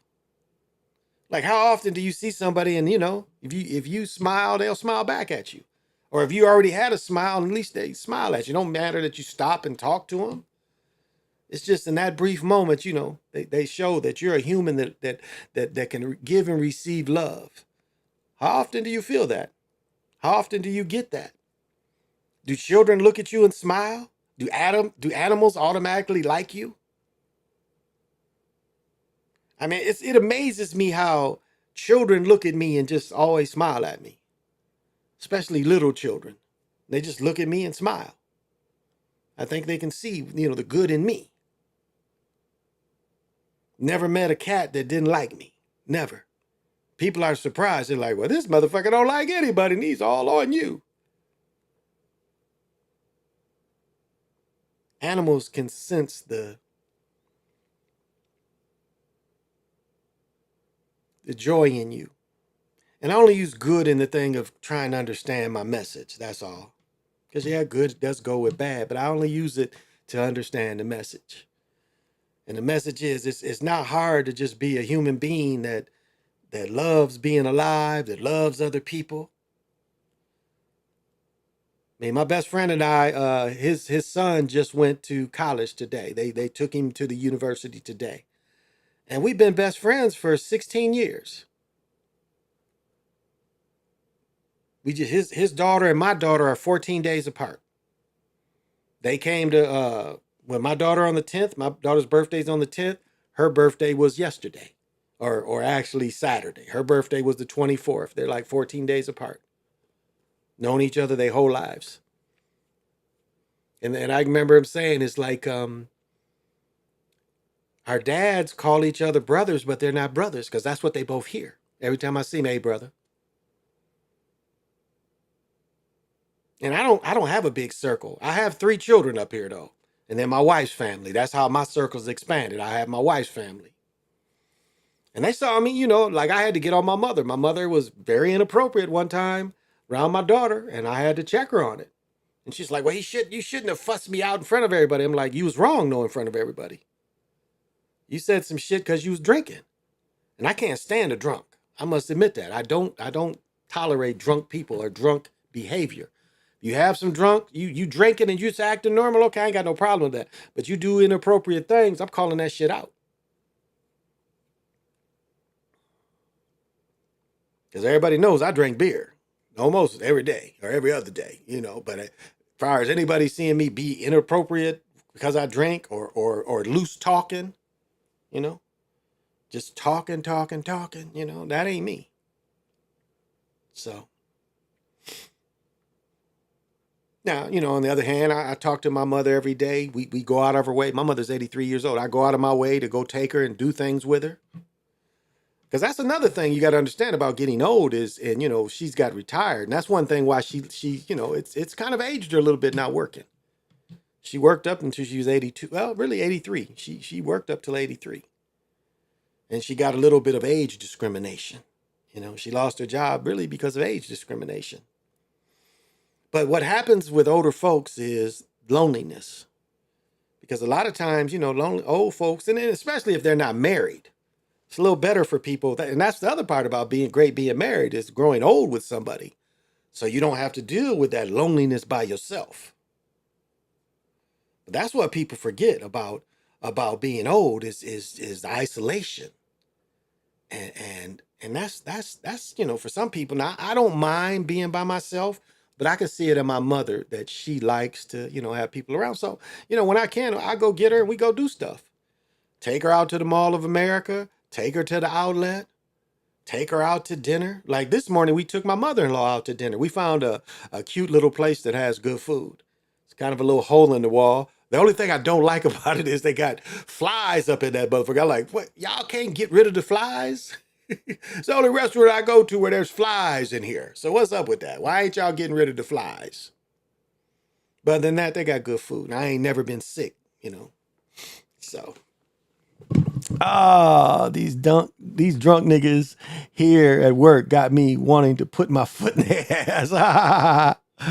Like Batman and Catwoman too. The TV series Sweet Tooth 2. Oh, yeah, Sweet Tooth, absolutely. Hey, Chris Matthews, thank you for joining. Yeah, I can't stand a drunk. That is some behavior. I would rather be around a crackhead. Crackhead is just gonna clean my house and walk around and look throughout all the windows. My ex-wife when she used to smoke crack, that was some of the funniest shit in the world. She would my ex-wife would literally want me to look behind the refrigerator. The refrigerator is up against the wall. She's like, and then she won't talk. She whispers, ain't nobody there but us. And she's like, look behind the refrigerator. Like, look behind the refrigerator. What the fuck I'm looking for? Look behind the refrigerator. It's something gonna get me behind the refrigerator. So that shit was comical to watch. And I've told the story before about my ex-wife's her uncle. And so, I was hustling and stuff. And so he came over, he got high, and the lampshade, or no, not the lampshade, but the blind fell on his head. And he was so high and so paranoid, he sat there for about an hour with the lampshade. So as people was coming over and coming in and out, they was like, "What's up with him? Why has he got the blind on him? I mean, the blind, blind, so big, but it was just, it was fully draped over, and this motherfucker didn't move." Then one time, this dude tried to climb up the wall. I had a brand new sectional. He jumped up on the corners of the sectional like he was Spider-Man gonna climb up the wall. I had to grab two of her uncles and just yoked them both and threw them both out of my house. And then they came back and apologized the next day. I done jacked them up, threw them up out the house. They apologized the next day. Yeah, that's she's and she's whisper, look over there. There's somebody in the bathroom. Like where? Who came in the last 10 minutes? Look in the bathroom. Look behind the shower curtain. There's somebody in there. Like where? Who came in? How did they get in? I don't know. But it was just crack chronicles, I guess you could call it. The shit was funny though, and it was when her and her mother. It was just both of them. Her mother was one of them look out the windows person, like, I think they're gonna bust us. I think they're gonna bust us. And so she would want to go lay under the covers in the bed. She'd get in the bed and hide under the covers. I mean, it was just the funniest shit. It's just the funniest shit. Oh, yeah, I had to throw both them suckers off. I told him, I'm like, man, if you don't get off my couch, it's a brand new section. I'm like, man, if you don't take them shoes off my sectional, he kept doing it. So finally I did. And they both were way taller than me. Both of them was about 6'4". And I just jacked them both up. And I had them like both by their collars and I walked them to the door. Get the fuck out of my house. Get out of my house. Oh, yeah, I had to jack him up. But I mean, he was like in the corner, like if I could swing the room around this sectional, where the corner of the sectional was, he was like Spider-Man and shit on top of the sectional. I was like, man, you gotta be kidding me. So, But rest in peace to my mother-in-law, my ex-mother-in-law, rest in peace to her, My ex-wife is doing so much better. But this is just funny stories that I had about them that was true. This is, she can't say I'm just making shit up because she knows there's truth. Look under the bed. Look around the corner. Oh, that used to have me rolling. But, that shit had you super paranoid. Super paranoid. Super paranoid. That's what it would have. And I'm like, why do you do it to be paranoid? That's what I never got. It's like, why would you want to do something that's going to make you paranoid? But those were different times. And, my ex-wife has been clean more than 10 years, that she's been clean. So I would have said, if you don't want to get shot, get the fuck out. Oh, yeah. Oh, well, they don't even... I've had to pull guns on a bunch of folks, brandishing, is that what they call it? Brandishing guns. I've pistol whipped people. That would be my thing. It's like when I saw Wyatt Earp, he started pistol whipping people, I'm like, damn, yeah, you ain't got to shoot him. You can just hit him with the pistol. So somebody was close enough, and I had I think it's a model of 50, what is that model? It was a 1981. I had the pearl handles on that bad boy. I had pearl handles. It was a Smith & Wesson Model J, maybe they call it. But I had pearl handles, blue steel, and just would smack somebody in a minute. And I told this story before. I robbed this dude. I'm walking from my lady's house from A&T. I'm walking from the campus back to my apartment. And this motherfucker's going to pull up next to me while I'm walking. I got a good buzz going. I probably done hit my ex-wife. I probably done hit it. So I'm like glowing and feeling good. This motherfucker gonna park. It's like, hey, do you want to party or something? I'm like, yeah. I'm like, do you got some dope or something? You got some weed? He's like, yeah, I got a bunch of shit. Now I pulled that big thing out. I'm like, does this look like I need a ride? Matter of fact, give me that, run that wallet and run whatever weed you got or whatever. It's like, oh man, why you gotta be like that? I'm like, you fuck with me. You bothered me. Like, run that wallet. So I bet you won't stop and weirdo bother other people. Well, how long I've been going? I wasn't gonna go too much longer, I've just had a lot of funny instances, a lot of funny stories. It's just amazing. And surprised that I survived. I've survived as long as I had. Because different times. It was different times. The 80s was different times, and the 90s was some different times. A lot of violence in the 80s, no doubt. A lot of violence. I mean, where I lived in when Battle Creek, Michigan was very violent. It was called Little Detroit. It was. And still, that part of the country is still pretty violent, and that's hard, post-traumatic stress, and the last shootout I was in, that bothers you, you may not see it on the outside, but people shooting at you is no fun. It ain't like TV, bullets going by you ain't like TV, and it is almost like things slow down. It almost is like that. Because you shooting at somebody, it's almost like they're running in slow motion, and you got to remember. And I'm sure Nick Taylor, being in live combat. I know he probably, when you shooting at people and people shooting at you, it does almost be like slow motion. And you shooting them bullets and you seeing them bullets hit in front of it, and it hits you like, I'm trying to kill this person. And a lot of people, freeze and can't do it, but it's like, boom, you shooting at somebody and you don't have a tracer, but you seeing them bullets hit in front of them or in back of them, you're like, yeah, I'm really trying to kill this person. And you see bullets all flying around you, you're like, they trying to kill me.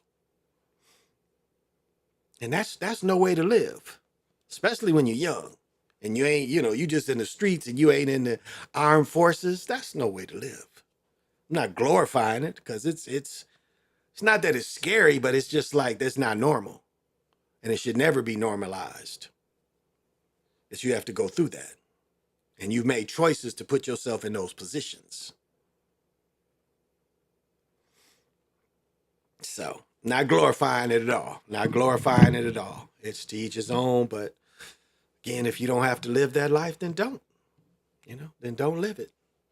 So, definitely not glorifying it. Well, I think I'm about said everything I wanted to say. Take my meds so I can go to sleep. My cold pills or allergy pills. But I think I might start broadcasting a little more.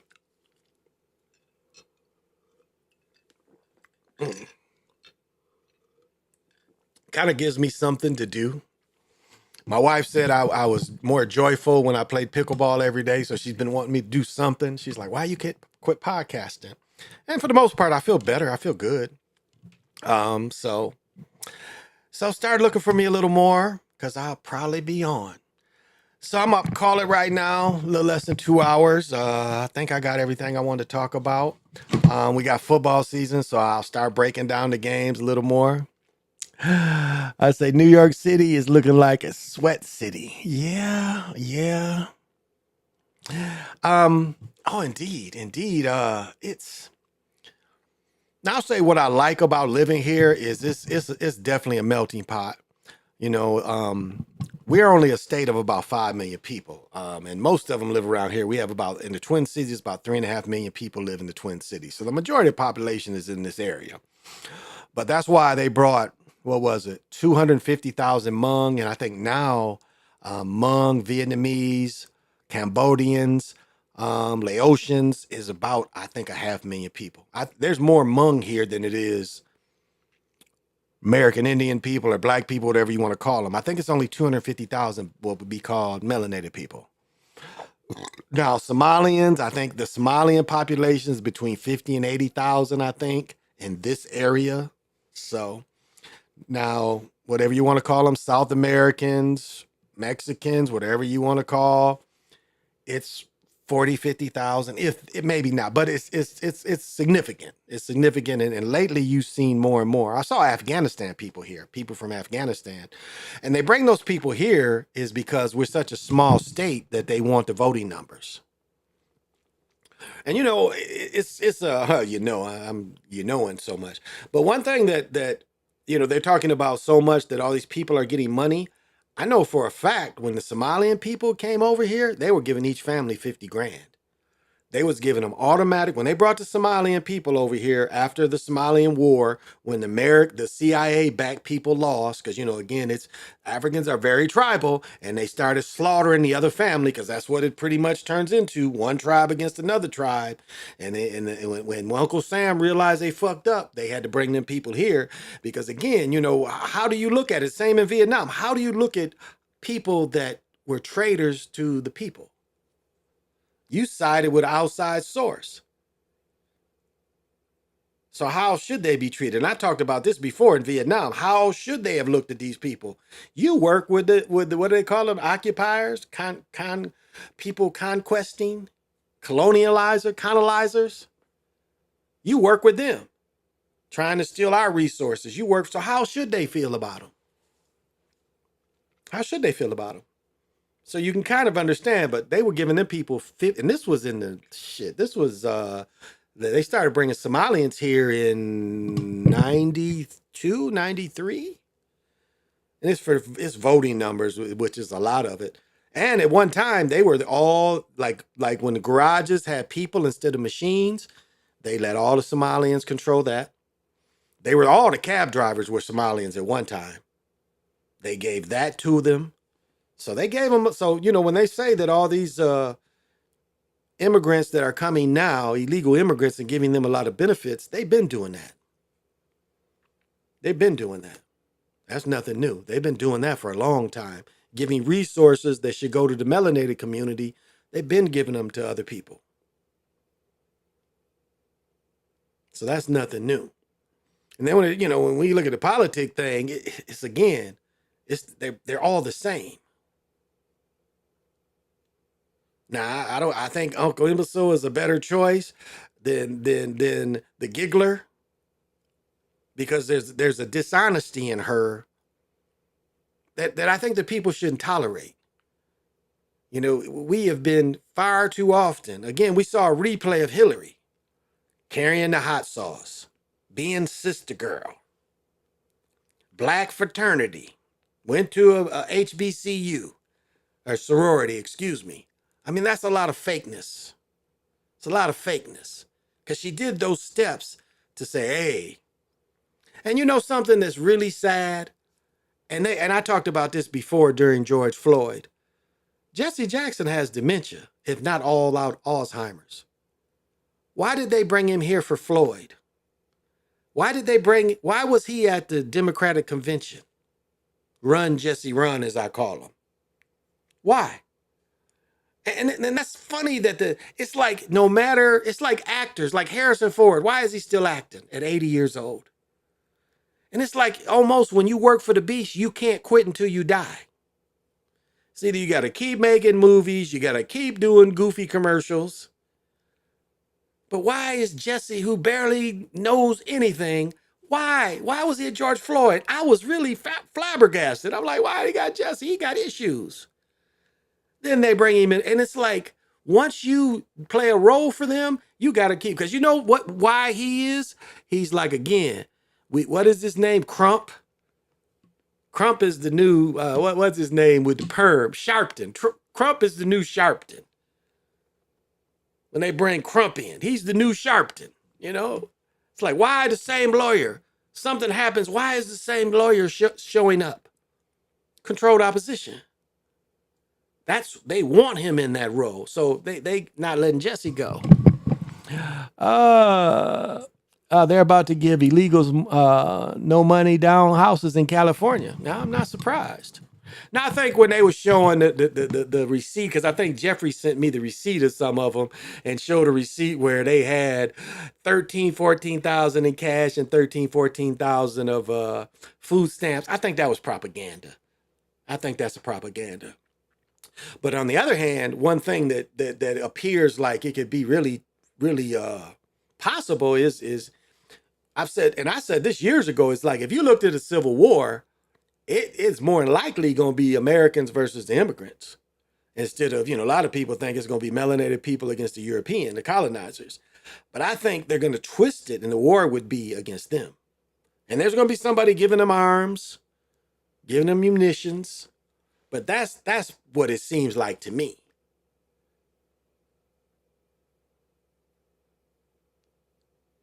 But I could be wrong. Because I think there's enough good people in this country that know better than to fight each other for rich people.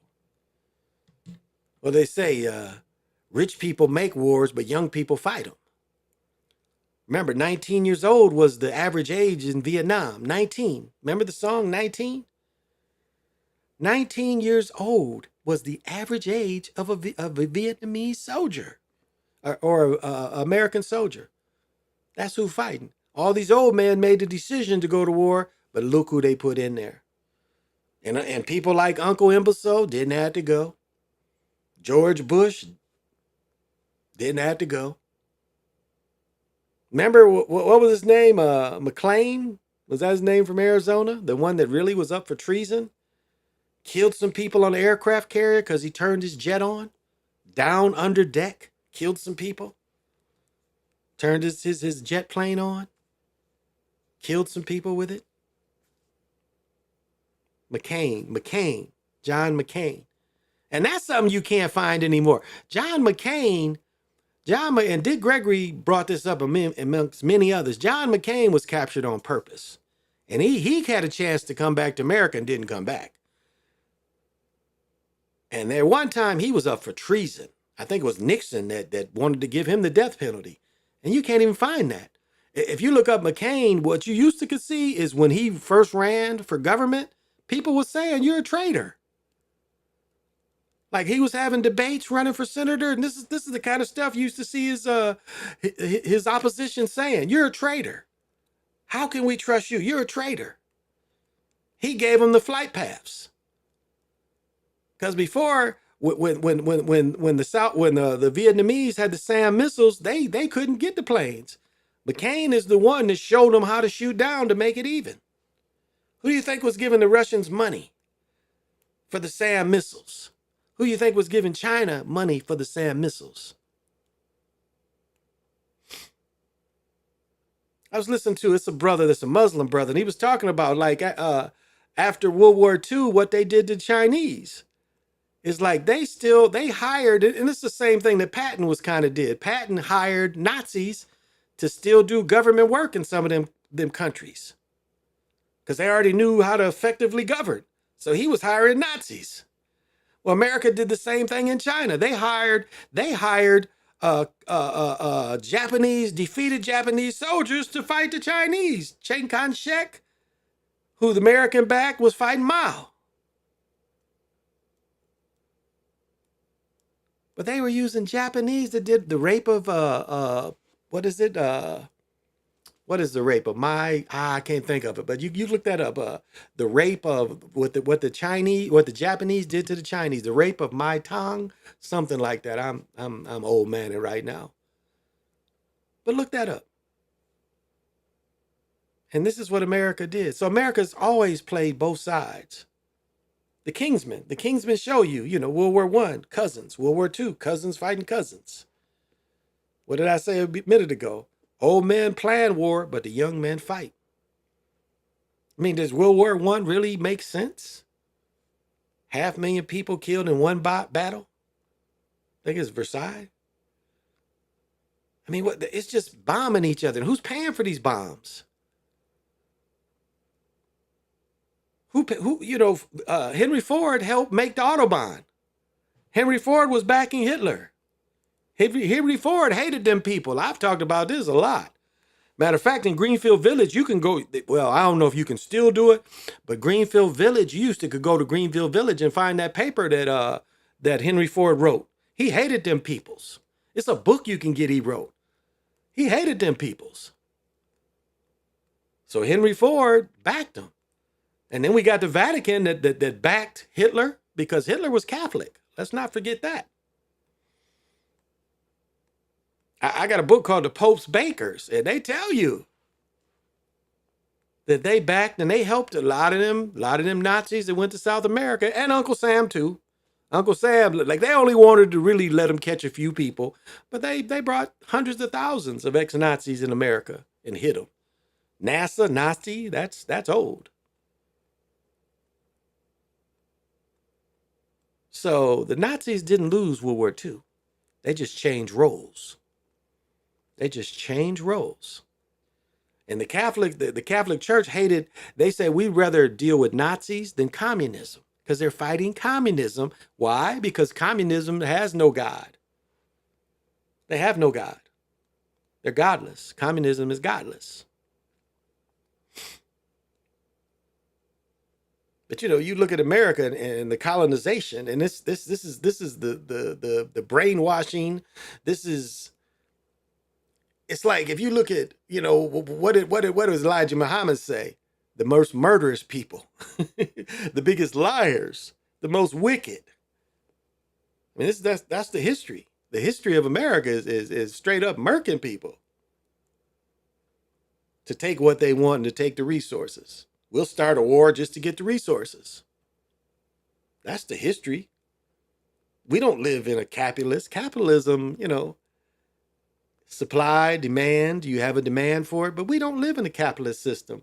We live closer into fascism. you really look at the system, we live in a fascist government, the corporations. And again, a corporation is a person. So these corporations is what runs America. You don't vote for president. They created a system where you don't vote for president.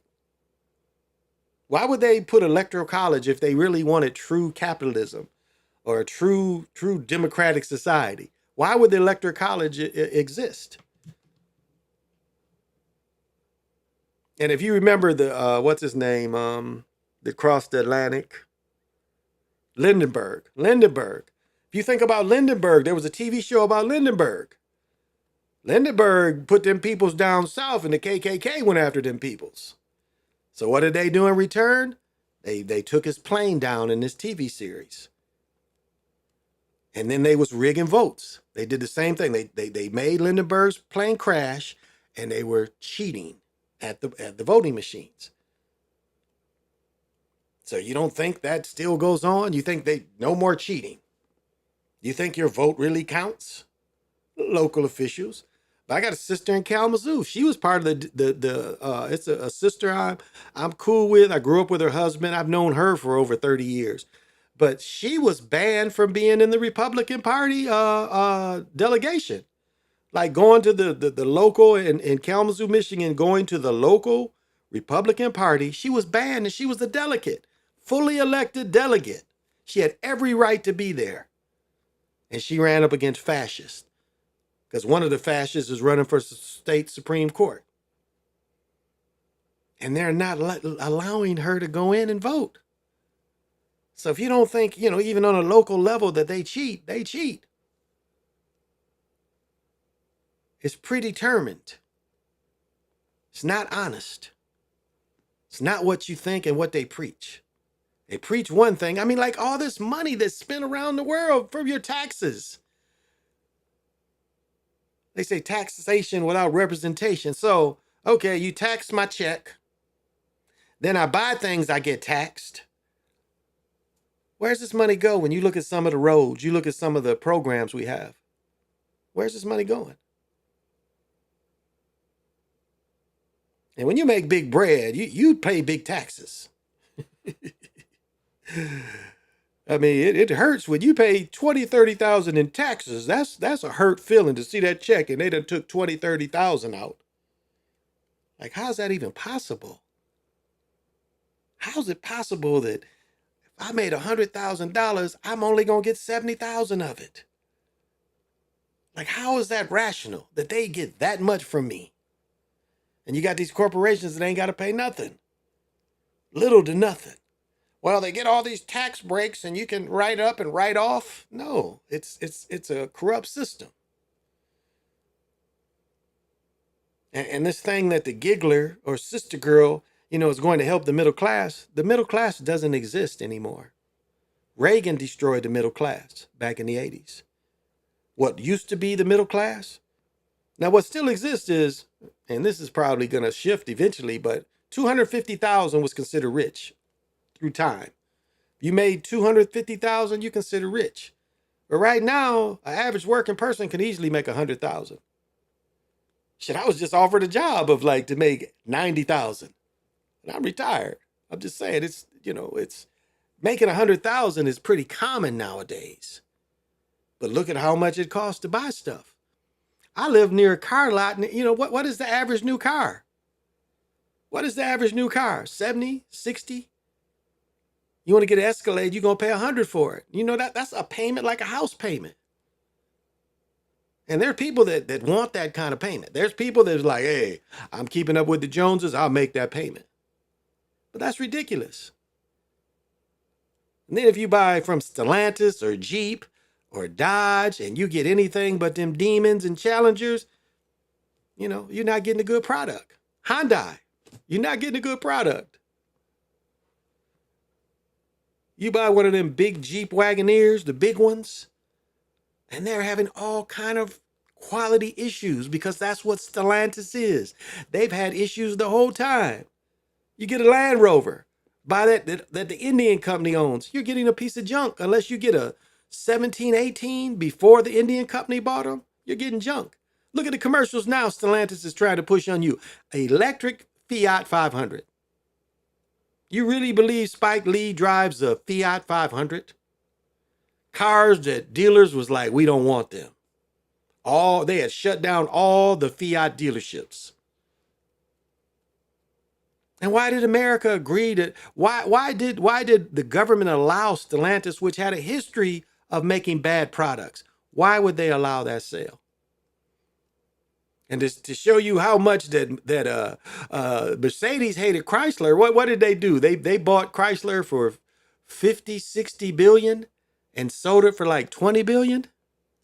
They lost just extreme amount of money getting rid of Chrysler, Dodge, Jeep.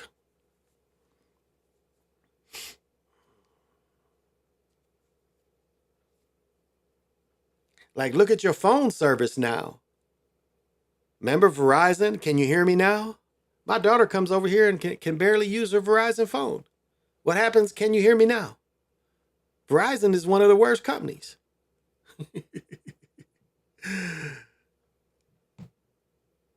So, we're paying more for things, and we're paying more for things that aren't that great sometimes.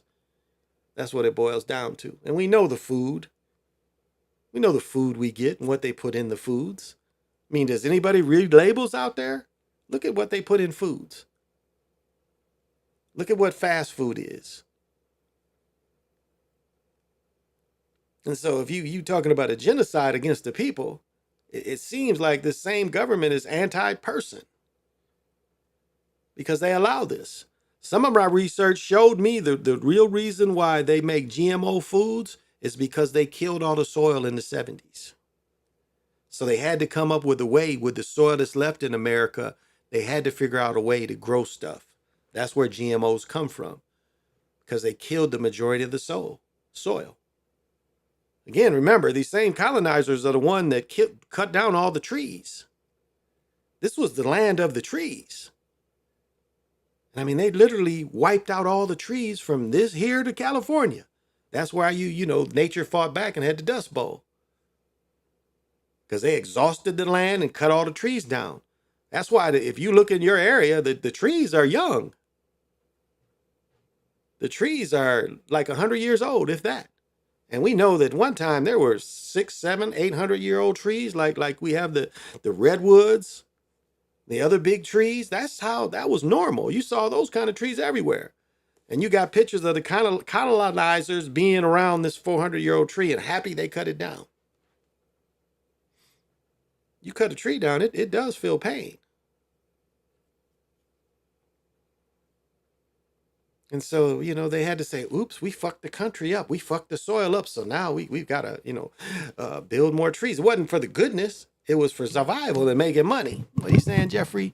Electoral college proves to no vote matters. These people already who will be president, yeah, they just have to go through the play on the stage. We live in a feudal Japan lifestyle. Walmart is recalling apple juice for having arsenic in it. What's happening to us humans is because the people behind it are reptilians and grays. I'll say there's a little bit of truth in that.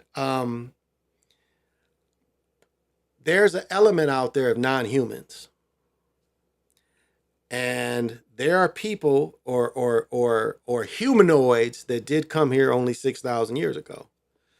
Now, they tell you that these people that only came 6,000 years ago is reptilians and grays, but it's easy to isolate really who are the aliens. I mean, it's really easy to isolate people that's only been on Earth for 6,000 years. And that's where, I get into this flat Earth kind of thing. Mud flood, I get into that. Because again, it's trying to make people that ain't ancient, make them ancient. That's what that's all about. They're trying to make people that's not ancient to be ancient. And that's, if you study it, that's what it is. They're trying to make themselves seem ancient, and they're not ancient people. They really have no history. That's why, you look at this Alexander the Great, which I think was a sacrifice to put them into that part of the world, to give, I think it was exchange, if that was really a real person. Caesar really a real person? I mean, you can't really believe any of this kind of history.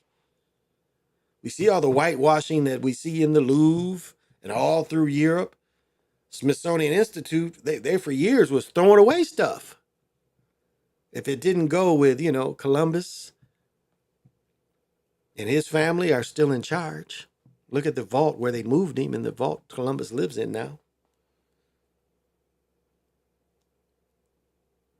Really, his name wasn't Christopher Columbus. It was what they say, Collins? They changed their name to Collins. So, all right, I've philosophized enough. Feel good about who you are. Love yourself. Love people. And this has been the Chocolate Mountain Show. I'm your host, if you didn't know, Big Pontiac, also known as the Time Lord.